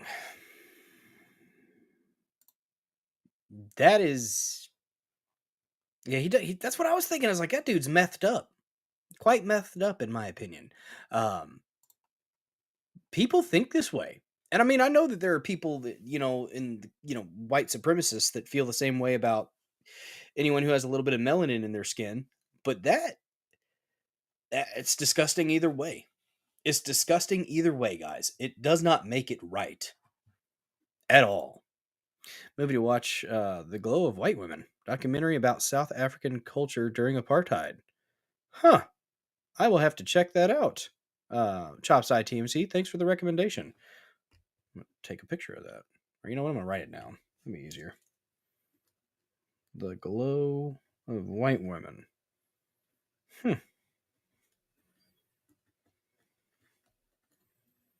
Thank you for the recommendation. I'll try to find that at some point when I have time. I mean, like I said, guys, I learned a lot from watching that, documentary about what goes on economically. And I mean, that's just purely on the objective economics, government policy, letter of the law stuff when it comes to how they treat the white folks in South Africa. My thing is, he said, kill the farmer. Literally, we covered this on Tuesday, guys. Alex Jones had posted, all the different agricultural goods that come from the white farmers. Take that away and see how long you last. You'll be right back in the mud huts. There'll be a lot of people that die.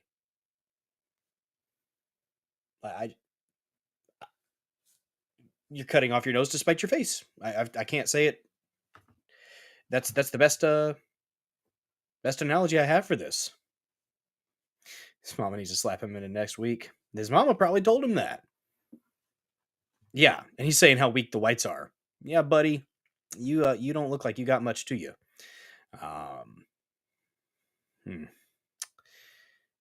Yeah. It's leftist college professor speak. Very, very similar. Yes, that's exactly. Yeah, it sounds very similar. What he was saying sounds very similar to what they were saying about whites here in America, saying that we don't have soul, we don't have culture, we don't have this, we don't have that. It's all bullshit. It's all bullshit. They just say it because they're hateful as fuck. And you have people even here in this country that, let me see if I can find this real quick. Oh, let me see. Where did it go? Been bookmarking like a madman. I had a post that I thought I had bookmarked. I might have just made a post of it, though, from Anton.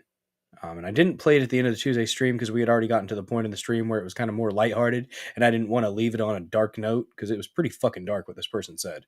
But Viva also caught a monarch caterpillar going into chrysalis on video. It's fantastic. We might watch it at the end of the stream. Who knows? Scrolling slowly so it doesn't make things move around like crazy. Real quick. So the white farmer, 95.3% of the corn, 98.7% of the wheat, 97.6% of their cotton, 97.2% of their citrus, 99% of their potatoes, 91.4% of their tomatoes, 96.9% of their soybeans, 95.8% of their poultry, 66% of their cattle, and 89% of their wool. That is what you will lose if you kill the boer, if you get rid of the white farmer. That is what will happen to you. Horrendous. Absolutely horrendous. Here's the post that Anton actually shared. By the way, guys, Speaking of Anton, if you want a healthy snack alternative, check out www.biltongusa.com. Use promo code DOZER, DOZER, for how much off? 10% off of your order of this amazing, fantastic, delicious, stupendous, wondiferous product, guys. Biltong, it's what beef jerky wishes it could be. It's full of protein, creatine, B vitamins, iron, zinc, potassium, magnesium. You know what it doesn't have? It doesn't have added sugar. It doesn't have gluten. It doesn't have MSG or soy. It's very, very important, guys. Very, very important. Ooh, this is some good stuff right here. Got me a chunky bit. Look at there. We got a little bit of that fat. Oh my gosh, look at that. That is some good stuff. You got some seasonings. You got the meat. You got the fats. That is some fatty acid right there. This stuff right here, guys, it is a healthy snack alternative. It can also be used as a meal replacement if you are in a pickle. Seriously, though. Check it out. www.biltongusa.com. There you go. Thanks, Neuro, with the link there. And you can share this with your friends and family. And get you a couple bags. Get you 4 bags. Spread the word. Spread Anton's meat around this country. He's a South African immigrant, y'all. He knows. He knows a little bit about what the plight of the white African is, what the Afrikaner is. And he posted something. I mean, yeah, Trish, you want a FAFO. That's where I'm kind of at with that. But 3 to 5 years and they'll be begging for food, blaming the Africans for running away and not feeding them. Yeah, you're right. Oh, real quick. We had a post from Trish shared. Where are you? Weird. I don't see Trish over in my messages. That's odd. I'm going to refresh real quick. Now, if I do that, I'm going to lose my spot. So I'm going to play this really quick, and then I'll find that post from you, Trish. You posted a pic there. That is weird that it's not showing you. Yeah. Now, what's the second one we've had this evening there, Neurodivergent one? If it's an actual person, hi, how you doing, VI 1600? Chatting amongst the fellow chatters would be something that you could do instead of just posting a link. But and we had someone who something. It was just e-thoughterry. That was all the channel had. Okay. But let's play this real quick, and then I'll do a refresh so that I can try to find the picture that Trish showed me. As well, the Democrats were kneeling with the traditional tribal garb, the sashes or whatever. And then, if you looked into it, that tribe was actually vicious and did a bunch of horrible things. Those specific colors were from a tribe that was not very nice to people in general, not just whites in general. So, yeah, go ahead and try to send it again. See if it bumps it up to the top for me, Trish. It showed that I had a message, but it didn't actually show up, which is weird. Huh. Oh well, I'm gonna go ahead and play this really quick, and then I'll do a refresh. That'll probably pop it up. So, is he a bot? He might be. I don't know. Speak up, VI 1600. If you actually are a person, say hello. Say something. I don't know. It might not have. I kind of didn't pay attention after a little bit. But let's go ahead and share this really quick. This is Anton, King of Biltong. He shared this clip, and he said, "Such a nice race car driver." Not sure what that means. He said, "I am South African. FAFO." Good morning. This is for the South Africans who are going to be entering the United States. This is just a public service announcement. I just wanted to... Here's a public service announcement. Your eyes are far too far apart. I don't know if it's the fisheye lens or what, but you look like you have some issues. Make you aware that the Black people who were students during apartheid, we're grandmas and grandpas now, and we have the ear of Gen Z. So you're going to sick your little thugs on people? Is that what you're saying, you dumb, crusty old bitch? Really? Really, you raisiny looking cunt? Mm-hmm. One more thing. I also want to let you know that our president, he has Secret Service, and you will not. I really hope somebody reported this to the authorities. Mm-hmm. I also want to tell you that Black people over here are empowered. Mm-hmm. Mm-hmm. These are just public service announcements. When you get here, sit your ass down and don't touch nothing. How about go fuck yourself, you ashy cunt?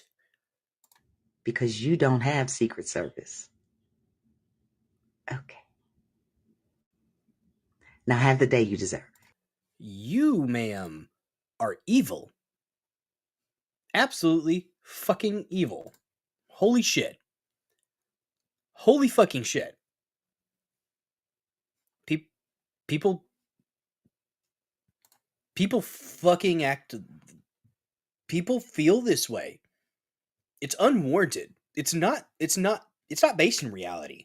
It's not. But you can't snap these people out of their matrix that they are so comfortable in.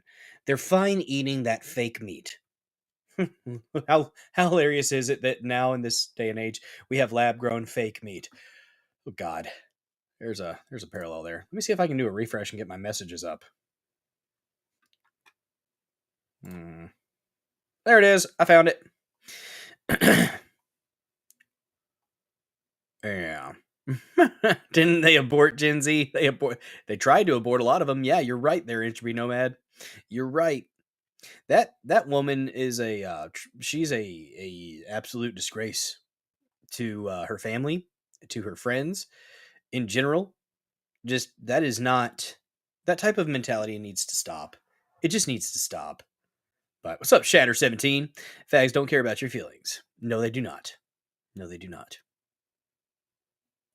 Yeah, I don't know how about the South Afrikaners that are the Afrikaners that are coming here, but let me pull this up here.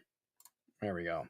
This is what I was talking about. This is what and how I said that they want it here. This is what Trish shared with me. Yes, she couldn't get up. You guys remember that? She was stuck. I wish she would have stayed there. And it turns out that tribal garb that they were wearing actually was from a tribe that was really, really heinous, from what I understand. It's been a while since I researched that, but that was not very good what they did there. But yes, I would agree. They want to kneel for the kneel for your black overlords. I guess I don't fucking know what they're doing. Like, it's fucking disgusting.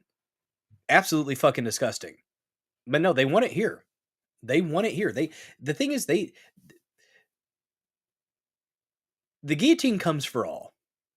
And it would definitely come for them after they get rid of the ones that they think are the less than desirable. Disturbing. Here's another clip from Luke Rutkowski. Said, oh wow, look what level-headed decision made by the South African government, said no one ever. Apparently after this, the government of South Africa announces it's now going to be considered treasonous for their people to mention the poor treatment of whites there. It's not going to get better. They're being exposed and they're thrashing about like a wild animal in a trap. And all their inner circles here in Parliament who went to the United States to spin a narrative of victimhood of white people being murdered by blacks, mobilizing the United States government to interfere in the domestic affairs of our country. What measures, if any, have you? Bitch, you don't need our fucking support. If you can't exist as a country without the support of the United States, go fuck yourself, boy. Like, what the fuck are you talking about? I agree with Matt Walsh on this. If you cannot function as a country without the support of other countries, like the United States, without the financial backing, without the military backing, you don't have a country. You're a territory. Fuck you, son. Like, what the fuck? You used to scrutinize these treasonous acts of white right-wing racist extremist movements, especially really? They're the extremists. They're the extremists. You can't kill the boar with a crowd of 100,000. But they're the extremists. Please don't kill me, you extreme violent extremist. You're a racist. But I just don't want to die. I want to be able to do my own thing. You shouldn't be able to do that. Nope. You are an extremist racist. to how they are funded so as to protect the imminent threat of civil war in South Africa. Thank you very much. Rest well. Thank you very much, Honorable Kersa. Honorable Minister, your response, please. Thank you, Honorable Deputy Chair. As indicated earlier, the law enforcement agencies are investigating the Treasonous Act of Misinformation and also that which is provided for in the, I forgot the right naming of the act that talks about treason in the country. Well, there you have it. It's treason for you to actually talk about what's happening. That's quite disheartening. I wouldn't blame the white Africans for getting the fuck out.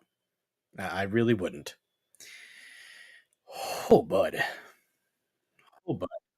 No, silence. Silence! Racist. Racist! Like, literally, though. Actual racists. So freaking messed up. You know what? After that, we need a palate cleanser. We need a freaking palate cleanser, guys, and I have a good one for you. I have a good palate cleanser for you guys. Check it out. Look at this. It is... They're ice fishing. Or at least boring into the ice. What could come up? Is it a fish? Is it a penguin? What could it be that pops up out of this cold hole in the ice? You little seal. You little seal. Well, he needed that. Saying thank you. Fucking adorable.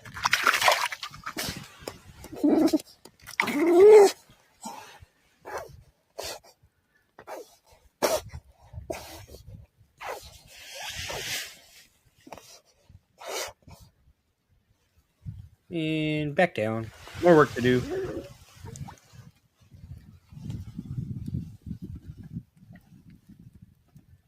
I know they were Trish.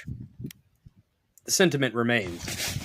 The sentiment remains that they were kneeling for their black overlords and then putting on the tribal garb of literally of a tribe in like Africa or whatever it was. Yeah. I know they were dealing for the Saint Fentanyl Floyd. I know. But the message is still similar. Self-flagellating whites piss me off. Bad things may have happened in the past. Move the fuck on. That's what you need to do.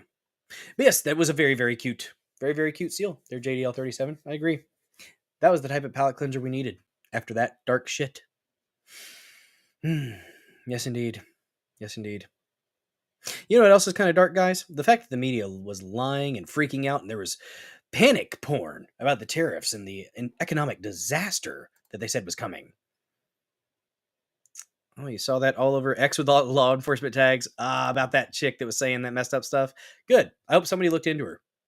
She was threatening people with endings. But yes. But no, it's pretty dark that the media was freaking out about the tariffs. They were saying, and nobody was able to look past their nose. That's the thing. They weren't able to look just 5 feet in front of them when it came to this tariff stuff. Literally, Trump said, hey, if you want to come to the party, if you want to come to the table and you want to make a deal with us, we're going to make a deal. We're going to actually talk. We're going to negotiate. That's what Trump was saying. They acted like Trump has blinked. They're fucking couching it as Trump blinked. No, Trump did what he said he was going to do. He's dealing. He's doing the fucking deals. That's what he said he was going to do. You guys are just retarded. Absolute fucking retards. But even Axios, a left-wing rag, mind you, even Axios has come out and said that maybe they jumped the gun a little bit. Maybe it was a little bit, sensationalism. Just a little bit.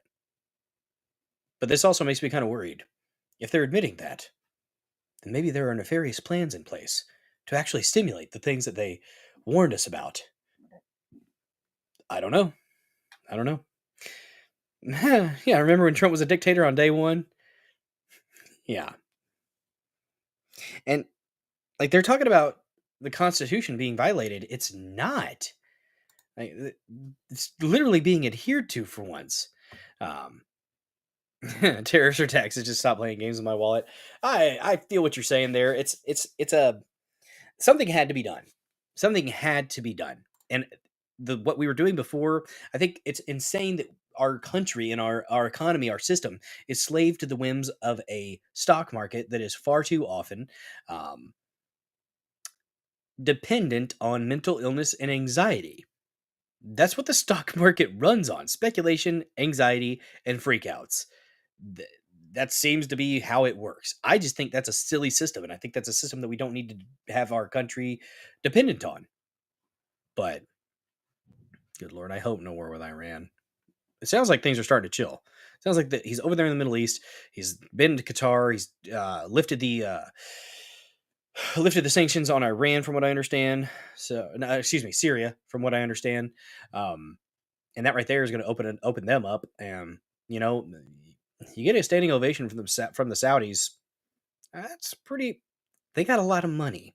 They can invest a lot. Like we think that the elites in our country or something, they don't even hold a candle to the elites in the Saudis and the Saudi government. Like the royal family. I'm not saying that it's a good thing that we're that we kiss their ass a little bit. I'm not saying that's a good thing at all. But it kind of happens. So, yeah. The stock market sounds like a boomer. There's a lot of boomers that were pissed. A lot of boomers that were very, very unhappy. Because they can't think outside of the box. We've had the system as it has been for decades. Maybe 100 years. Without going back to the tariff system. And if you look at how it ran back then, it's not unreasonable to think that it might work now. And surprise, surprise, we're seeing results. Countries are coming to the table, willing to negotiate, willing to make deals. They know we're not fucking around. And I think it's a good thing that we're seeing this. It's not going to be perfect. And I'm not going to say it's 100% the most perfect thing that you could do. But it's better than what we were doing. Because what we were doing was leading us to ruin. Or ruin, as Stewie might say from Family Guy. Axios article. Again, link in the description. Hard data suggests tariff-driven inflation and recession fears may be overblown. This is from, oh my God, how is she spelling her name? Courtney Brown, I'm assuming is how you pronounce it, but it's spelled Courtenay. Courtney Brown? Okay then.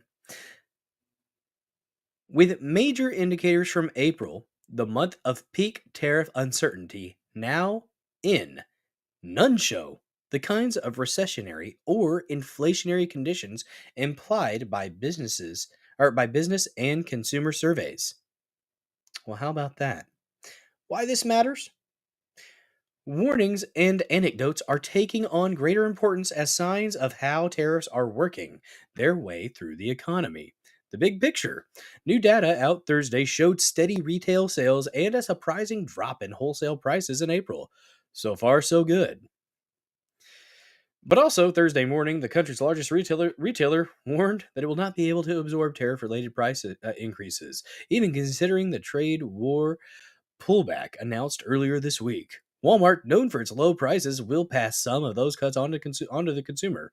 If Walmart can't hold the line, it's hard to see how other retailers might be able to. So even though they're acknowledging it, they're still panic porning. Like, even with the admission that they might have been overreacting a little bit, they're still doing it. What they're saying.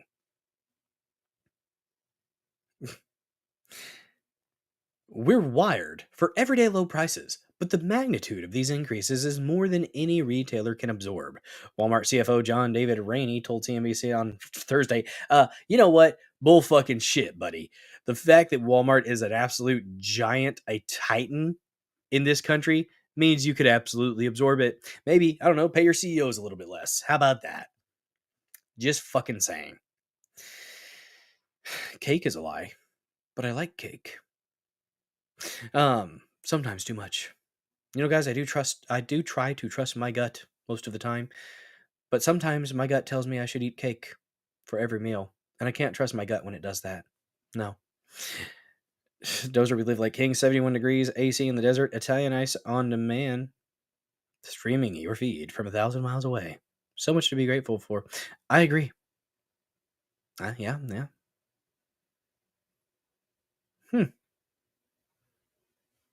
Yeah. So it's more than any supplier can absorb, and I'm so concerned that the consumer is going to start seeing higher prices. You'll begin to see that likely toward the tail end of this month, and then certainly much more in June. What's up, Grammy M? Thanks for the red pill over there on pill.net, and for I think a repost as well. Appreciate you. The band Cake has a lot of songs I like. Well, hell yeah, Chopside TMC. Maybe I'll have to throw some requests out there on Saturday for the Dozer Den DJ hour. By the numbers, retail sales rose by 0.1% in April after a massive spending surge that was even stronger than initially reported. The control group, used to calculate personal consumption expenditures and GDP, fell by 0.2%. Retail sales rose by 1.7% in March, revised up by 0.2 percentage points. Fucking fix your article. Well, I guess 0.2 percentage point. It's not a full. I don't know. Maybe I'm. I can see how they might do that. It was the biggest gain in 2 years as consumers rushed to purchase autos and other goods before tariff-related price increases. Is that why? The result was a pullback in most goods categories this month. Even so, there is some evidence that spending on services kept pace. Spending at restaurants and bars among the few service sector categories in the retail sales report rose by 1.2% in April. Between the lines. Shatter. My gut tells me to drink beer instead of water. Well, if you were in the old days, sometimes you had to drink beer just to survive. You couldn't drink water because the water would get you diseased and sick. So you got to have some alcohol. Between the lines, the Producer Price Index, PPI, a gauge of wholesale prices, showed little sign of tariff-related price pressures that businesses have warned about. PPI fell by 0.5% in April after a flat reading in March, rounding out an upbeat inflation snapshot after the index's consumer counterpart released Tuesday. Goods prices were flat last month after falling almost a full percentage point in March. Services prices fell by 0.7%, the biggest drop since the index began in 2009. The bottom line? Well, that's the bottom line. I can't do a Stone Cold Steve Austin. Nope. Can I get a oh hell yeah? Okay, I kind of found it. I found it there towards the end of that. The bottom line. There is little evidence so far that tariffs are inflationary, and instead, profit margins are being squeezed. But as Walmart suggested Thursday morning, that is a situation that may not last long. ING Chief International Economist James Knightley wrote in a note. Oh, he wrote it in a note. So even though they're admitting it, that they were freaking out for nothing, even though they admit that, they're still trying to shit on it as much as they can. They're still trying to. But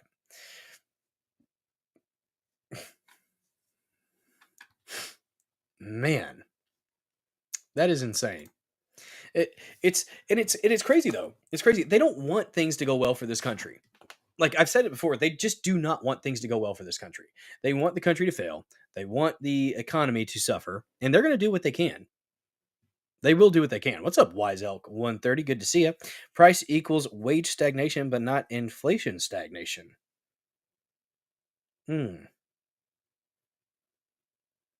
Yeah. Yeah, the wage thing is a thing, isn't it? It's a problem. That is a problem. And of course, it depends on where you're working, but yeah, I can see that, Wise Oak. Oh man. Oh shoot. Let me see here. No, we can't. We don't really have time to add that in. But here's a random between stories type of thing here. Here's a between stories type of thing.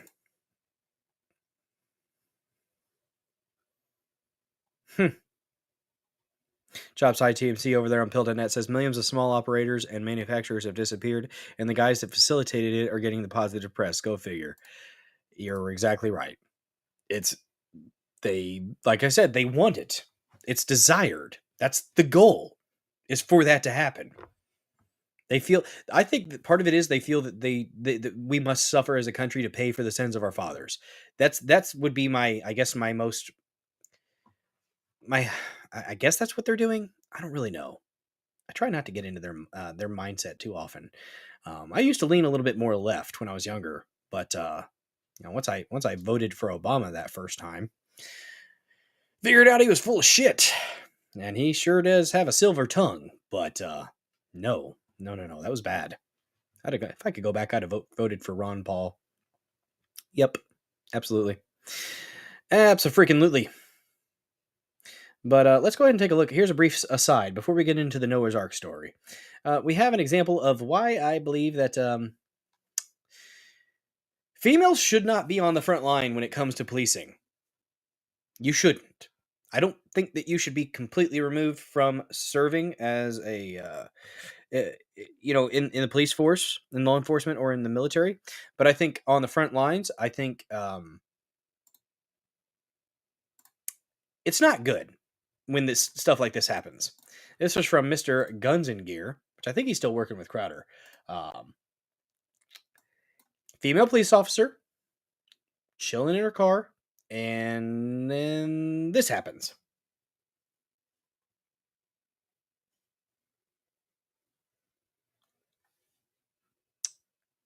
Geeked out, and she just lets him grab it. She just lets him grab it. Should have pop, pop, pop. Just pop, pop, pop. That's all you gotta do. There's no audio, but Save the Jesus name! They're saving the Jesus name forever! They're saving the Jesus name forever! The gun. Yes, I got it! Yes, I got it! Yes, I got it! Forever! Please don't shoot me! Please don't shoot me!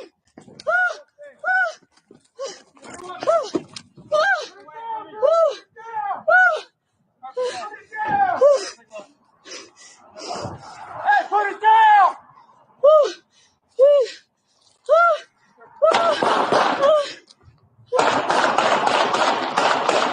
Yeah, behind the engine block.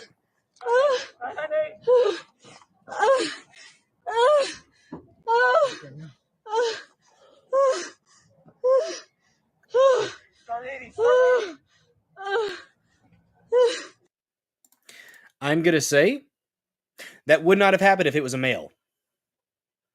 Nothing against ladies. Nothing against you lovely women in the Dozer Den.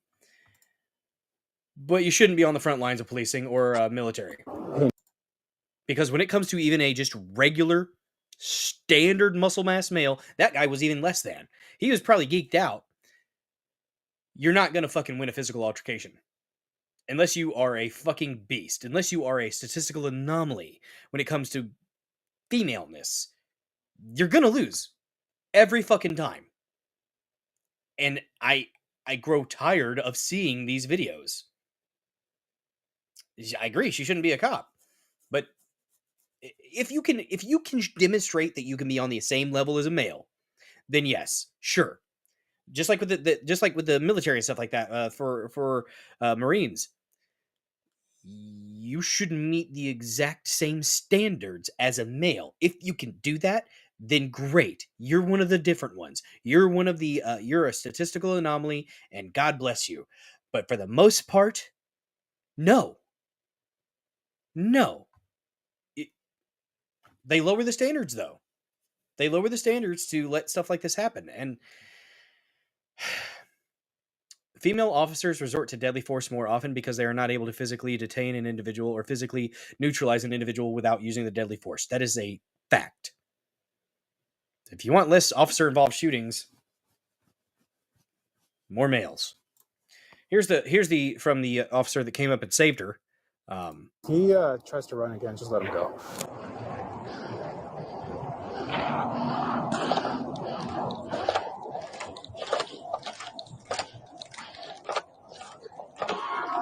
That right there. Exactly, Neuro. Exactly.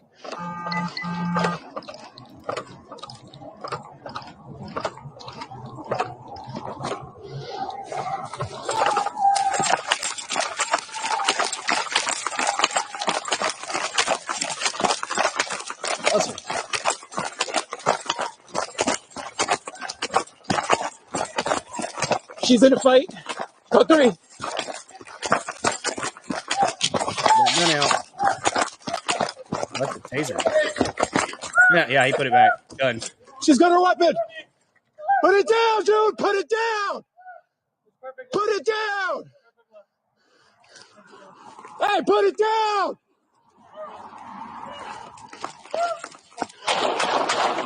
Yeah, he was going to take off. Oh, those are some headshots, probably. 998. 998. Yeah, he's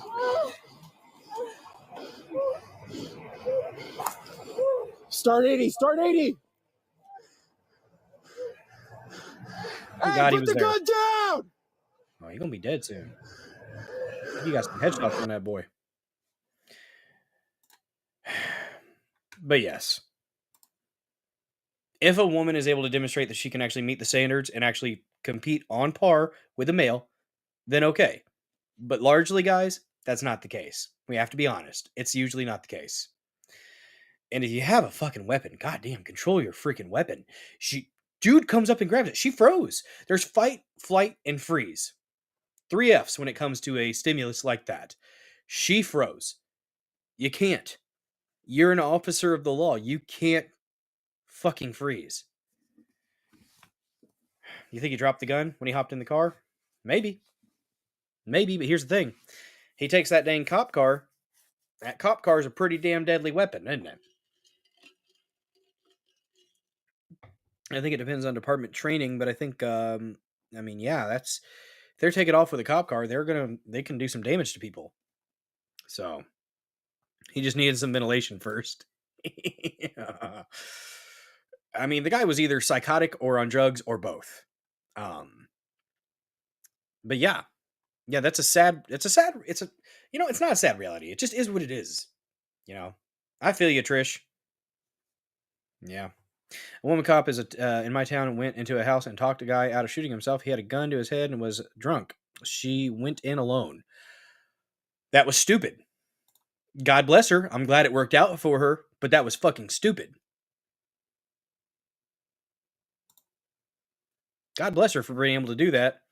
She was not acting as an officer in that capacity, though. She was acting as a social worker. You did a social worker's job right there. Oof. Need a joke for going over people's heads? Yeah. I might have to add some different emojis. We might need to mix up the emojis. You think he wanted to die? I don't know. I don't know the full story. I don't know the full context. He was saying you were saved by Jesus. You were saved by Jesus. So he might have been psychotic. It might have been death by suicide by cop. Could have been. I mean, he obviously was trying to get her to do it, but she seemed to have frozen, and the male cop didn't. Yeah, now you're saying he dropped the gun. I kind of want to watch it again. Let's watch it again. Damn it. See if he actually did drop the gun. He tries to run again. Just let him go.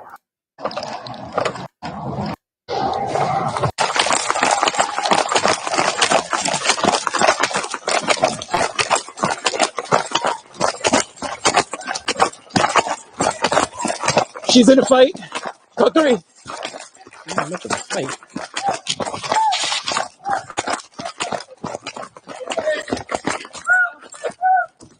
She's got her weapon.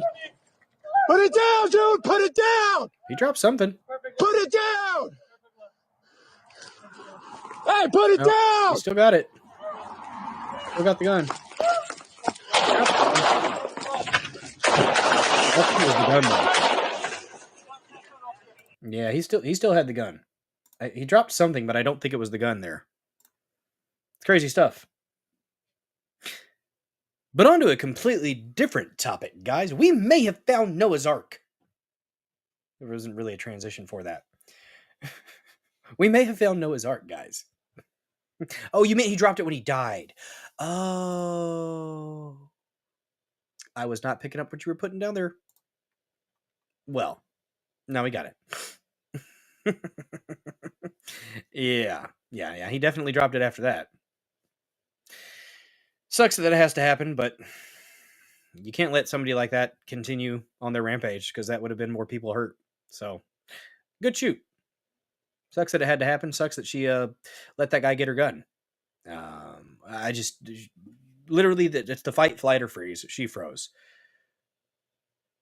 You don't really, I guess, know what your body is going to do unless you're faced with a situation like that, I suppose. But that's where the training needs to be better. And that's where people have to meet standards that clearly she couldn't meet.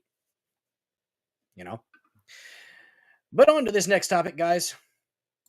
Noah's Ark. This is from Jay Anderson, I think, posted this on X. And it's Project Unity over there on the YouTube. Check them out. The link is in the description down there.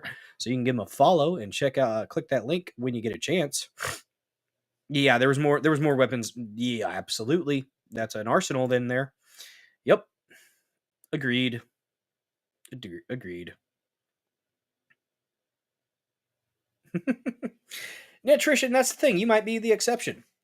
In that instance, you might be the exception. But generally, we have to acknowledge that females typically are not going to be able to fight off a male. If it comes to physical combat, barring getting the weapon, take the weapons out of it.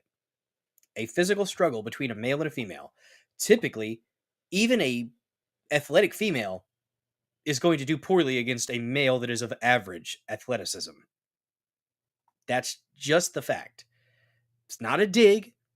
It's just reality. And if you are a woman who is able to break past physical barriers and you are somebody who is a specimen of a human being, then that's great. Serve as hard as you can. But for the most part, it's not going to happen. Doesn't mean they shouldn't be allowed to, I suppose. If you can meet the same standards, then okay. Generally, it doesn't happen, though. But anyways, let's get into this Noah's Ark story. Have they found the Ark? It's quite interesting, quite intriguing, in my opinion. Let's check it out. Did not expect to be covering this story, but recent claims from a research team utilizing ground-penetrating radar over at Turkey's Durum site have reignited centuries-old questions about Noah's Ark. The discovery of subsurface structures and distinctive soil composition has led some researchers to suggest they found compelling evidence for the biblical vessel's final resting place. The Durum site lies in eastern Turkey, approximately 18 miles south of Mount Ararat, and consists of a boat-shaped geological formation measuring 538 feet in length. Made primarily of limonite and iron ore, the formation is situated in the Agri province near the Iranian border at an elevation between 1,966 to 2,004 meters above sea level. The site's distinctive boat-like shape first caught attention after being partially exposed by earthquake and heavy rainfall in 1948, before being formally identified by Turkish Army Captain İlhan Durumpınar during a NATO mapping mission in 1959. The formation's physical dimensions have sparked particular interest among biblical researchers.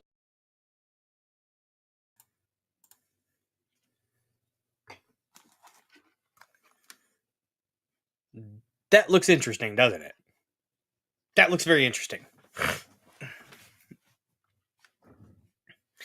I'm glad you survived there, Trish. I definitely am. Don't show fear, be strong and back your own ass. I feel, yeah. That definitely looks like that's an interesting thing. What an odd formation, right? Researchers as they closely align with the measurements described in Genesis 6:15 for Noah's Ark. The Ark. Did you guys notice the thumbnail for this video? That's supposed to be Grok ended up when I typed in white Afrikaners, it just put a bunch, just I guess African made it do black people. So I ended up having to just type white people boarding Noah's Ark. white South Africans boarding Noah's Ark, and that's what that thumbnail was. Tied the stories together in my thumbnail. Why not? Is to be 300 cubits long, 50 cubits wide, and 30 cubits high. When converted to modern measurements, these biblical specifications translate to approximately 450 feet long, 75 feet wide, and 45 feet high, making the Durim Penar's formation of 538 feet in length relatively close to the biblical account. The location also holds geographical significance given its proximity to Mount Ararat, which Genesis 8:4 identifies as where the ark came to rest. Interest in the Durim Penar site as a potential ark candidate began after its exposure in 1948, but gained international attention in 1960 when That definitely stands out, doesn't it, y'all? That definitely stands out. I don't know. But Turkey, though, there's some interesting stuff with Turkey. There's some things that they will literally bury. They will literally flood what seems to be says three people watching Hot Chops ITMC. Yourself, me, and who else? I don't know. Afrikaans is a European language similar to French. Interesting, Chops.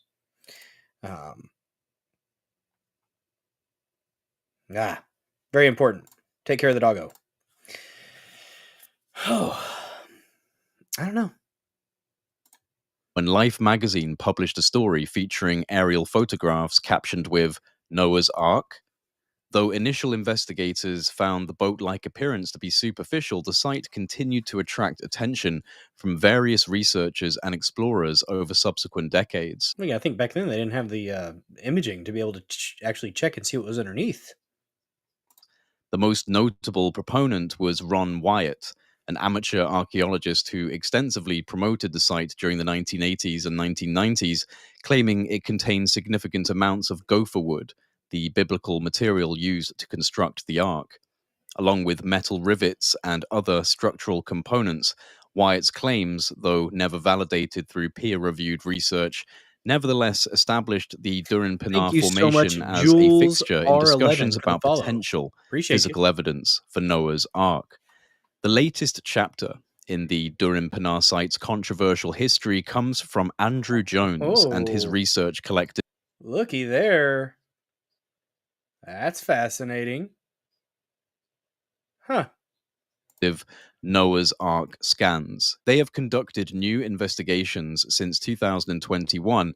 Jones describes the organization as a loose coalition of individuals dedicated to advancing scientific inquiries and advocating for the Ark's site, combining both scientific research methods and biblical interest in the formation. In recent announcements shared with the Christian Broadcasting Network and other media outlets, Jones... Entropy Nomad, thank you so much for that gifted sub, man. Appreciate the heck out of you. Thank you so much for the support tonight, y'all. Sincerely, it means a lot. Like every couple weeks, guys, that definitely helps out. Helps the Dozer Den out. Giggity, giggity. Appreciate you. Who was the lucky one? Look at that, Trish. Trish was gifted a membership. Hell yeah. There you go, Trish. Presented what he categorized as groundbreaking findings from the ground-penetrating radar surveys conducted at the site. The team's most significant claims include the detection of a 13-foot tunnel traversing the center of the formation, the identification of 3 distinct subterranean layers corresponding to the biblical description of the Ark's 3 decks, discovery of what appears to be central and side corridors or hallways running through the proposed boat, and... Dude, if they can actually dig this up and show that it's an ark, that would be so freaking cool. Like, the flood myths are a thing that have happened, like, but this would be really cool. Angular and the age, getting the like, if carbon dating is wrong, like a lot of the time, but there's so what is it, argon dating? They can use some noble gases to date that apparently is far more accurate than carbon dating. I can't remember which one. Was it xenon or argon? Might not have been either one of those, but structures that are located approximately 20 feet below the surface that could potentially represent living quarters beneath a deck-like structure. Jones argues that these findings are inconsistent with natural geological formations, stating that this is not what you would expect to see if the site was simply a solid block of rock or the result of random mudflow debris. Instead, he suggests these features align with what one would expect to find in the remains of a man-made vessel, matching biblical specifications. Beyond the radar imaging, Jones and his team have placed significant emphasis on soil composition differences between samples taken from inside and outside the formation. Analysis of 22 soil samples reportedly revealed that material from within the formation had lower pH levels. Dig it up, damn it. I agree, Entropy. Let's get in there and see it. Compared to it's a good start, though. It's a cool start. It's thought-provoking. Surrounding soil, twice the organic matter content, and 40% higher potassium concentration. William Crabtree, a soil scientist working with Noah's Ark scans, interpreted these differences as consistent with rotting wood, explaining that potassium levels, organic matter, and pH can all be influenced by decaying organic material. God, I hate the way the British say H. It's H, not H. The team further noticed that vegetation growing within the formation displayed different coloration compared to plants immediately outside of it, which they suggest could indicate underlying compositional differences supporting human origin. Additional evidence cited by the research team included marine deposits and seafood remnants dated to between 3,500 and 5,000 years ago, which they interpret as indicating the area was once underwater during a period roughly corresponding with biblical flood chronologies. Professor Farouk Kaya, identified as a lead researcher, noted that our studies show that this region harbored life in that period and that at some point it was covered by water, which reinforces the possibility that a catastrophic event of great magnitude occurred. Central to the Noah's Ark scan team's claims. You know, now that I'm looking at it, it kind of looks like something else. Chat, what does that look like? Is their use of ground-penetrating radar, a geophysical method that uses radar pulses to create images of subsurface structures. This technology can detect various subsurface elements, including objects, changes in Sometimes there's a little bit of protrusion there between the two outer. I mean, just, you know. Material properties, voids, and cracks under appropriate conditions. Andrew Jones describes their use of GPR as a non-invasive peek into the past. That is Earth's vulva, damn it. That is Earth's vulva. Yes, that's what the whole thing is called, to those who may not know. With initial scans revealing rectangular shapes approximately 22 feet below the surface.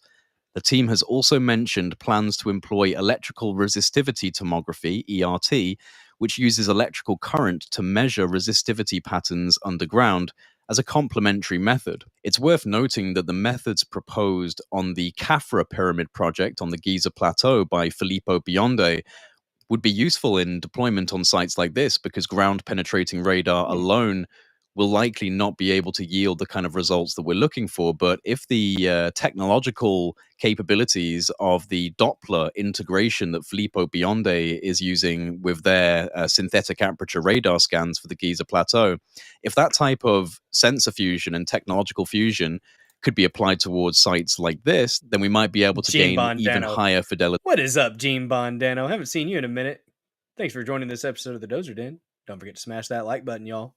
Commenting in the comment section is caring. Reposting is something you can do as well. Following this channel, liking the stream, liking the channel, all very, very easy ways to show your support for the Dozer Den, y'all. Let's keep it rolling here. Let's see imagery and more definitive conclusions on what this site actually is. A persistent criticism of research at the Durim site has been the lack of adherence to standard archaeological protocols. Traditional archaeological investigations usually follow rigorous methodologies, including systematic excavation, proper documentation, laboratory analysis of artifacts, and peer review before making definitive claims about historical structures. But to date, the Durim site has never been properly excavated by professional archaeologists following these protocols. This absence of systematic archaeological investigation presents a significant gap in the evidence needed to substantiate claims about the site's origin and purpose, whether that be purely geological or something a little bit more anomalous. The Noah's Ark scan team acknowledges this limitation, stating that their current work focuses on non-destructive testing methods, including soil sampling and radar scans, with excavation only being considered after sufficient evidence has been gathered and preservation strategies have been established. So how long are they going to have to do that? I mean, it's been decades. Like at what point, like, I agree, Entropy Nomad, let's get the lead out. Let's get after it. Let's figure it out. Jones has emphasized that their approach prioritizes careful planning and site preservation. The Noah's Ark scans team has outlined ambitious plans for the future. Investigations at the Durham Pass site will continue. These plans focus on gathering more conclusive evidence using a combination of non-destructive and minimally invasive techniques. This includes the conducting of additional GPR and ERT scans across broader sections of the formation, and also performing core drilling at strategic locations to obtain samples from deeper within the structure without causing significant damage. Creating small openings to insert cameras for internal visualization is also being considered, as well as taking additional soil samples for more comprehensive analysis and collaboration with Turkish universities to develop a formal site preservation plan. While the Noah's Ark scans team has presented intriguing data from their GPR surveys and soil analysis, substantial scientific skepticism persists regarding their interpretations. The boat-shaped formation at Durim Pinar undeniably exists and bears a superficial resemblance to descriptions of Noah's Ark, including its approximate dimensions and location near Mount Ararat. Recent investigations have identified these subsurface anomalies that researchers are interpreting as potential man-made structures, along with soil composition differences potentially indicating decayed organic material. But these findings, while compelling to some, fall short of conclusive scientific proof. Geological explanations offer natural mechanisms that could... Well, again, there's a problem with that word proof. You're finding evidence to support a hypothesis. But yeah, I feel you. Explain the formation and its characteristics without requiring extraordinary origins. I mean, it's all very interesting, and I definitely applaud and appreciate the use of things like ground-penetrating radar and encourage the use of these types of technologies as they develop, especially with the synthetic aperture radar and Doppler integration that Filippo Bionde and his team with the Khafra Pyramid Project are using to find things in Egypt. This is the kind of stuff that can be deployed worldwide, and we'd be able to get higher fidelity imagery from that type of a technique than just using the standard GPR or ERT techniques. So maybe we'll see more information, more evidence of what's underneath this particular formation. And some of the composition elements are interesting, and these potential void spaces are... You talking about the tourist attraction there, Entropy? The Noah's Ark? I think there's one in Kentucky, isn't there? Or do you know something that we don't? Surely interesting. I would not be saying definitively that it's Noah's Ark, but I would be very interested in hearing more about this and seeing where it goes in the future. So hopefully the team will stick with it and they're able to find even more, because whatever is underneath that place, it surely is something that's worth talking about. We'll just have to see where it goes. It's a very strange time in 2025 for the historical narratives coming under pressure from all areas of the world, it would seem, and especially from the deep past, as it continues to contradict our models and our status quo. It is certainly time for a radical change and overview of our history. And maybe this will be playing a role in that as well, but we'll just have to find out. If you enjoyed this, please remember to hit the subscribe button. A lot of you who are still watching my videos have not subscribed yet. It is a massive benefit if you can hit the subscribe, only if you truly do appreciate the work that I do and you want to support it. Drop a comment below. Let me know what you think about this. Is there any chance in your mind that this could be Noah's Ark, or is this just fanciful, wishful thinking from people with a certain ideology? Let me know in the comments below. Make sure you like the video and share it around. And also, if you're interested in the Khafra Pyramid Project and the claims surrounding these gigantic structures underneath the Giza Plateau, I'm going to be speaking on stage with the Khafra Pyramid Project team in June in North Carolina at the Cosmic Summit 2025 conference. That's going to be taking place on June the 20th to the 23rd, I believe, or the 22nd. Either way, there will be a link in the description box below and in the pinned comment at the top of the comment section So if you want to go and you are in the local area or you have the ability to travel, it'd be great to have you there. I hope to see you. I hope to speak to you and meet you and talk about all of these incredible discoveries together, because that is what this is all about. It's about communicating and sharing ideas together as a community.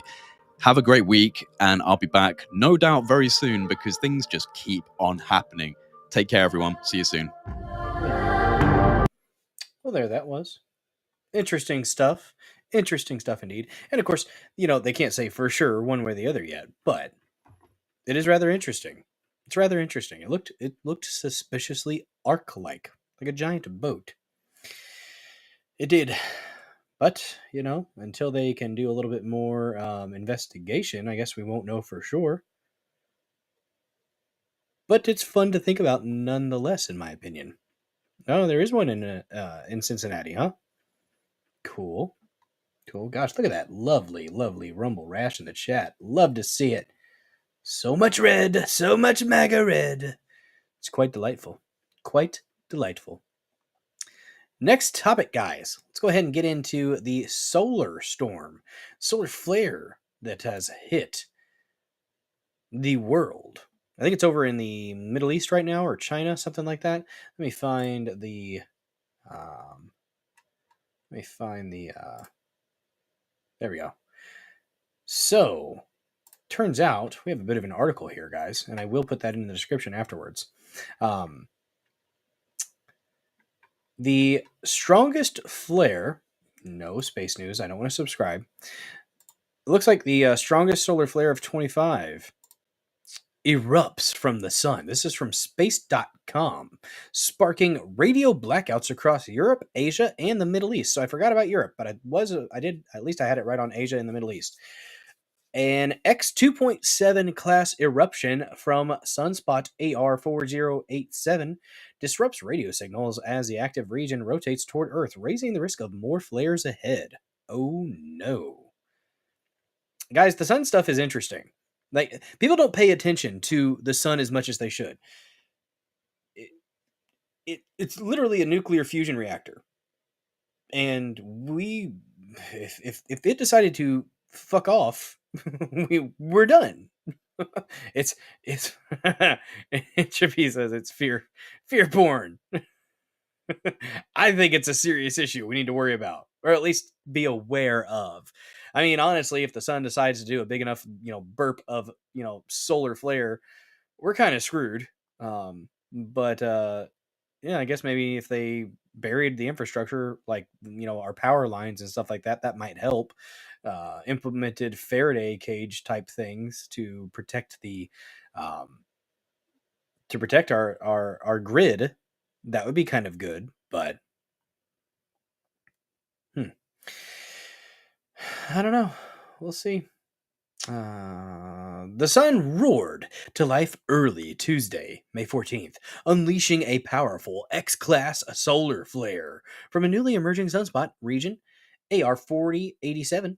The eruption peaked at 4:25 a.m. Eastern Time, 8:25 General Mountain Time. I think it's G is for general, right?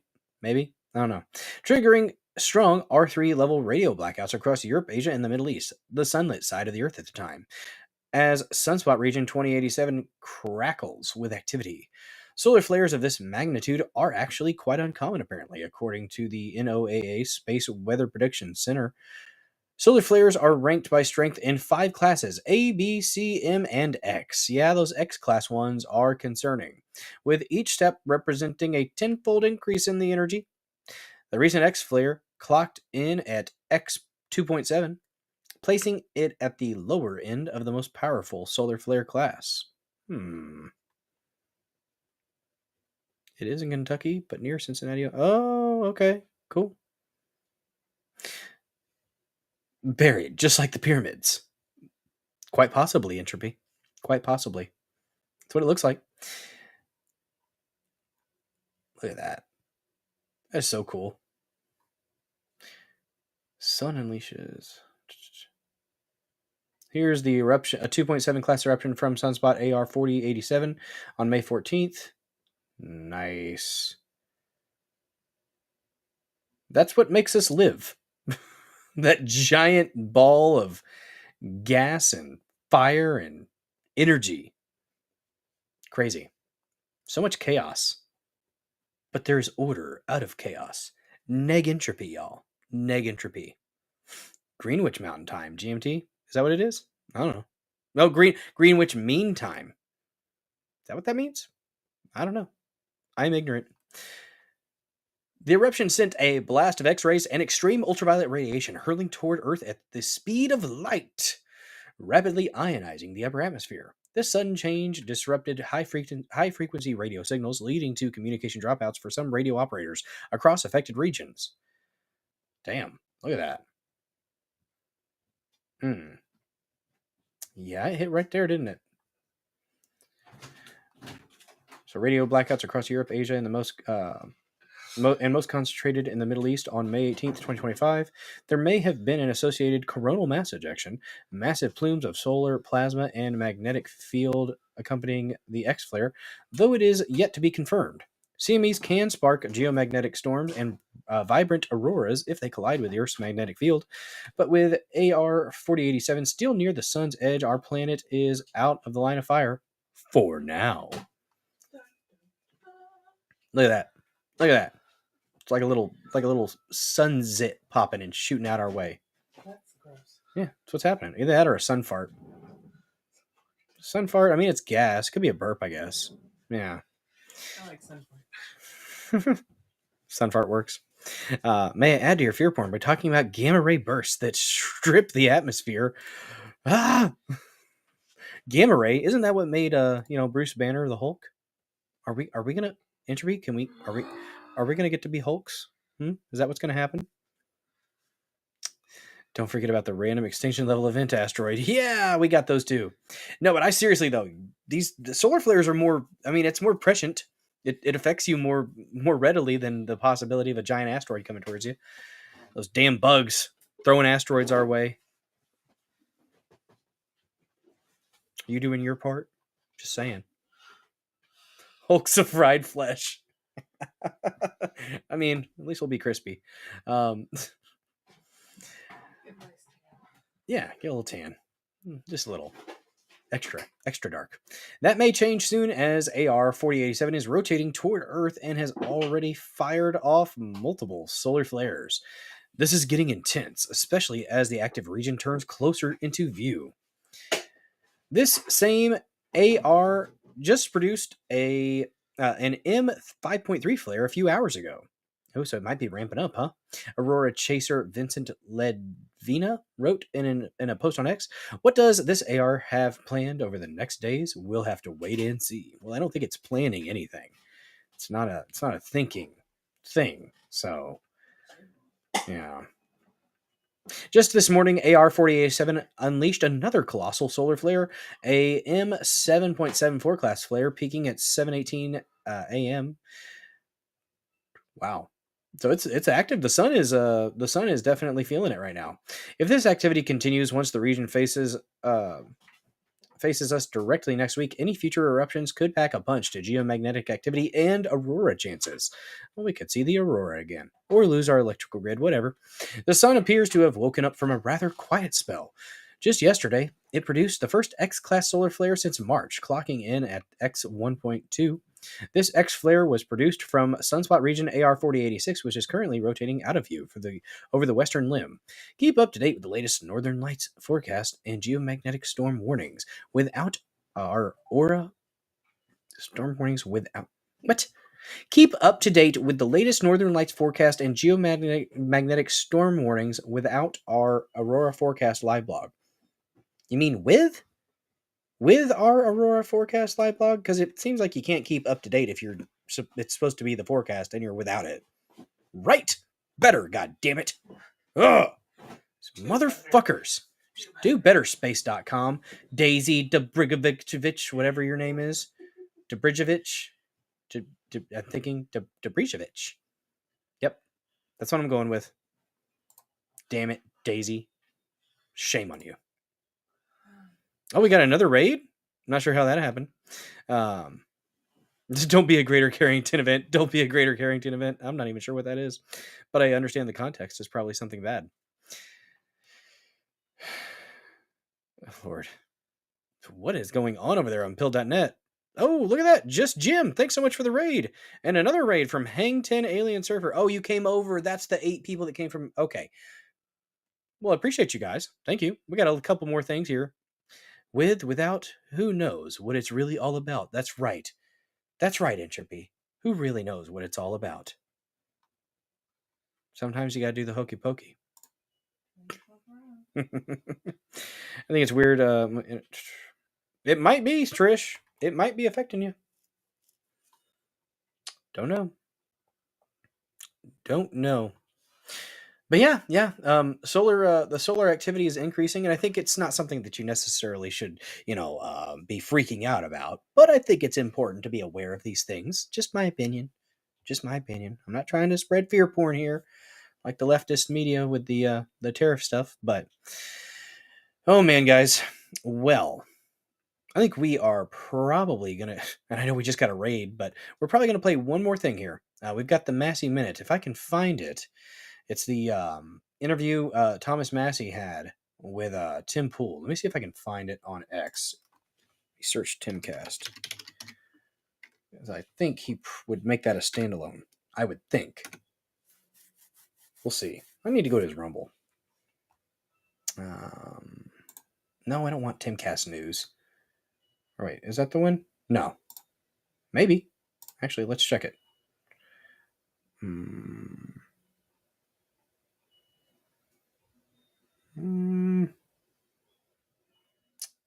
Let me see if I can find it.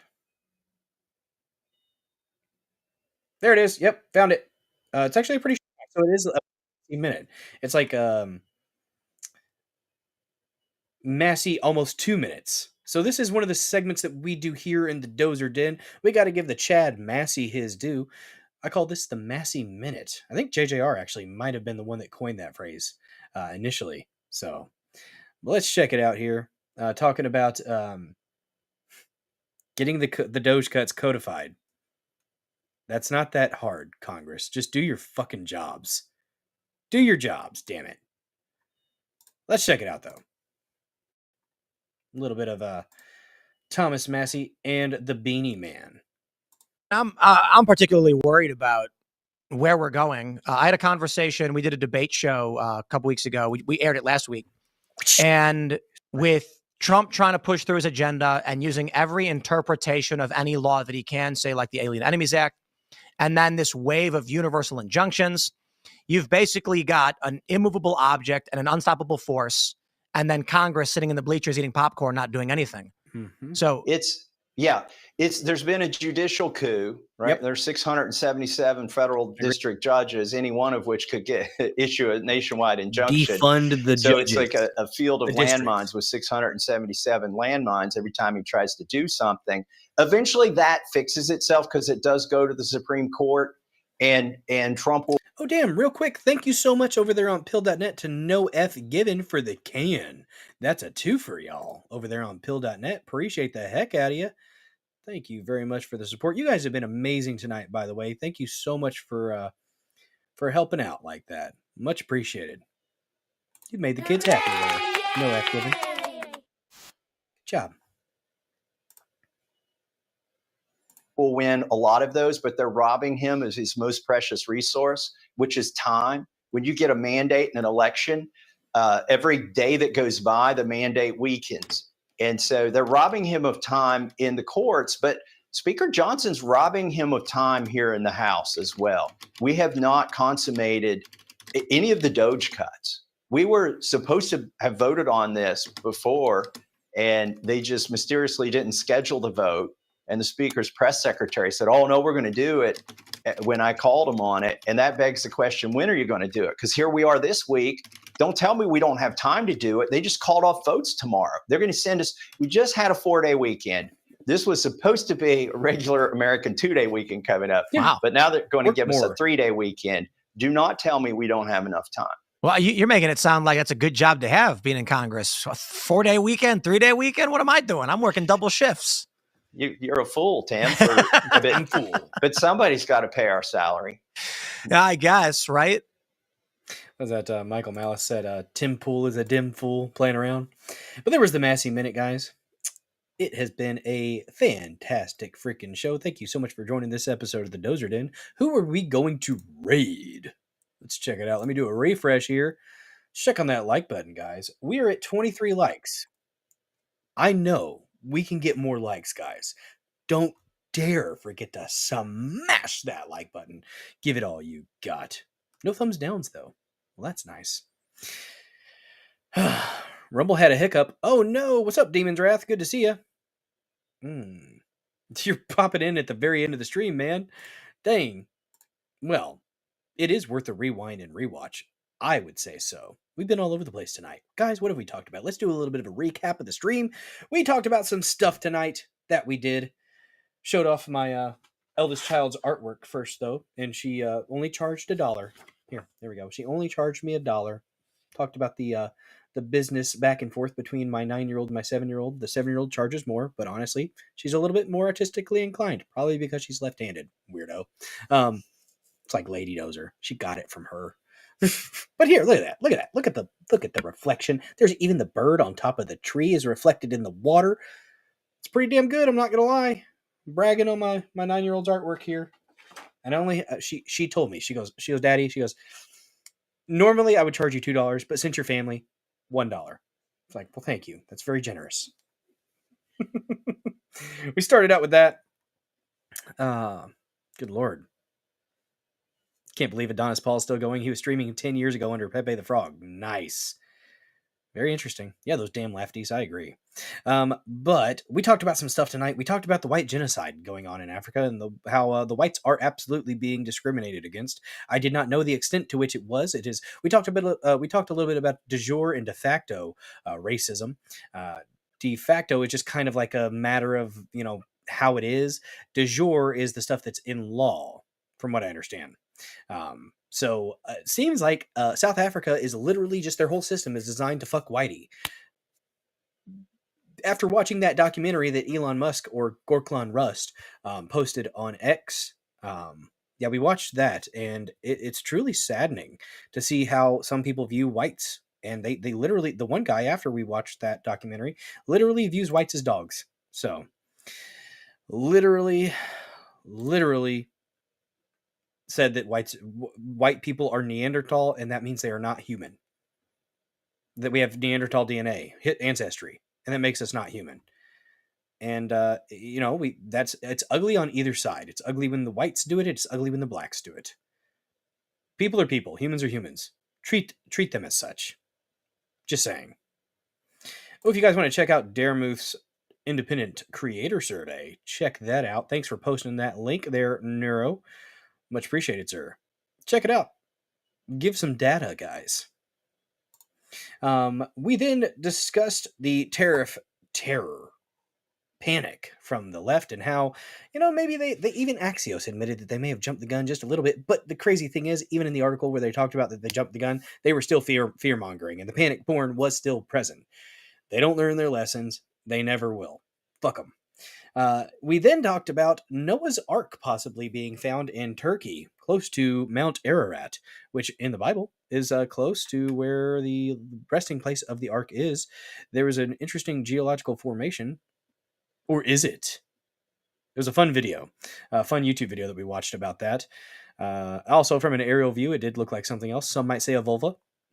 Someone might be me. But, that was interesting. The interesting imaging that they were trying to do showed that it might actually have structures and hallways and layers. Guys, it has layers. Like an ogre, it has layers. No definitive answer as to whether or not it is the Ark yet, but maybe they'll do some digging. Maybe they'll do some drilling. Maybe they'll get some samples that show that, hey, yes, that is actually the Ark. I don't know, but we'll see. Don't need law to get de facto. That's right. Just kind of how it is type of thing with the de facto racisms. Literally a stadium of 100,000 people chanting, kill the boer, kill the white farmer. Not cool. It's not cool at all. Last topic that we discussed there was that brief article on the solar activity that we currently have, and X 2.7 is affecting Europe, Asia, and the Middle East. hopefully it chills out a little bit because I have to work tomorrow and I would like to be able to utilize the internet. But we'll see, I suppose. Oh, there is one is the creator survey. Was that 2 links there? Okay, that one's the creator survey. And then, see, one is the creator survey, one is the viewer survey. He trimmed them down a bit. Nice. I actually still need to fill that out. I'm going to do that. Oh, there's the viewer survey. There's the okay, there's the link to the viewer one. Help out Rumble, guys. Get some data out there. And, I think they might be paying attention to what Dartmouth's doing. At least I hope they are. I appreciate the heck out of him for doing it. That's for sure. All right. Let's see here. Let's see. And then we had our Massey Minute there at the end of the stream, y'all. Let's see who we're going to raid. Who on earth are we going to raid? Do we want to raid Adonis, Paul? And we haven't raided Adonis in a while. It's not Wednesday, so it shouldn't be too graphic. If you guys are of faint of... He's talking about the same shit we were. All right. Let's raid Adonis. Why not? Let's raid Las Tejas.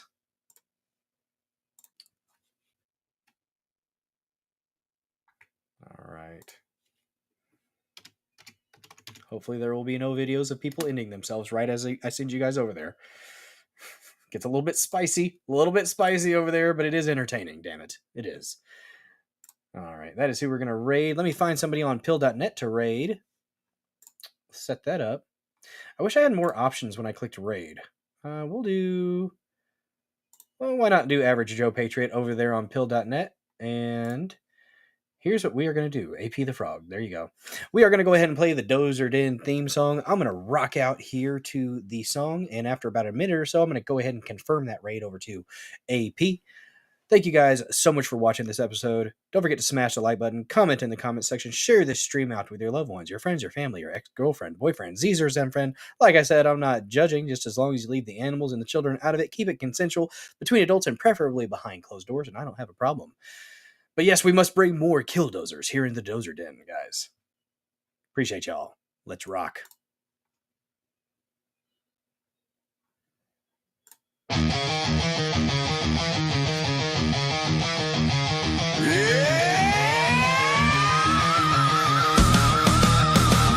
Land of power, land of might, exceptional rage, endless fight, patriot bulldozer, leading the way, crushing all foes, making them pay.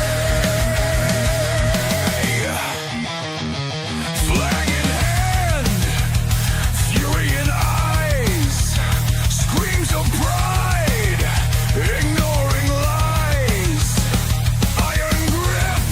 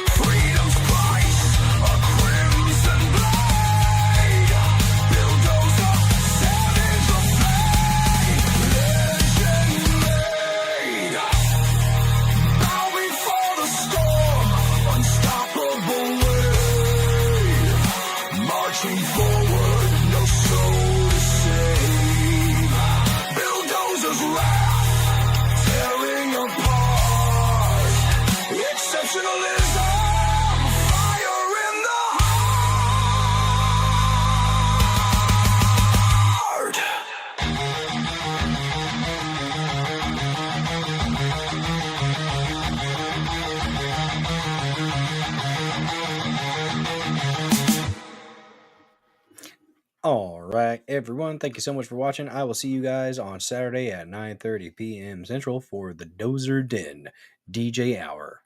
Y'all have yourselves a good one.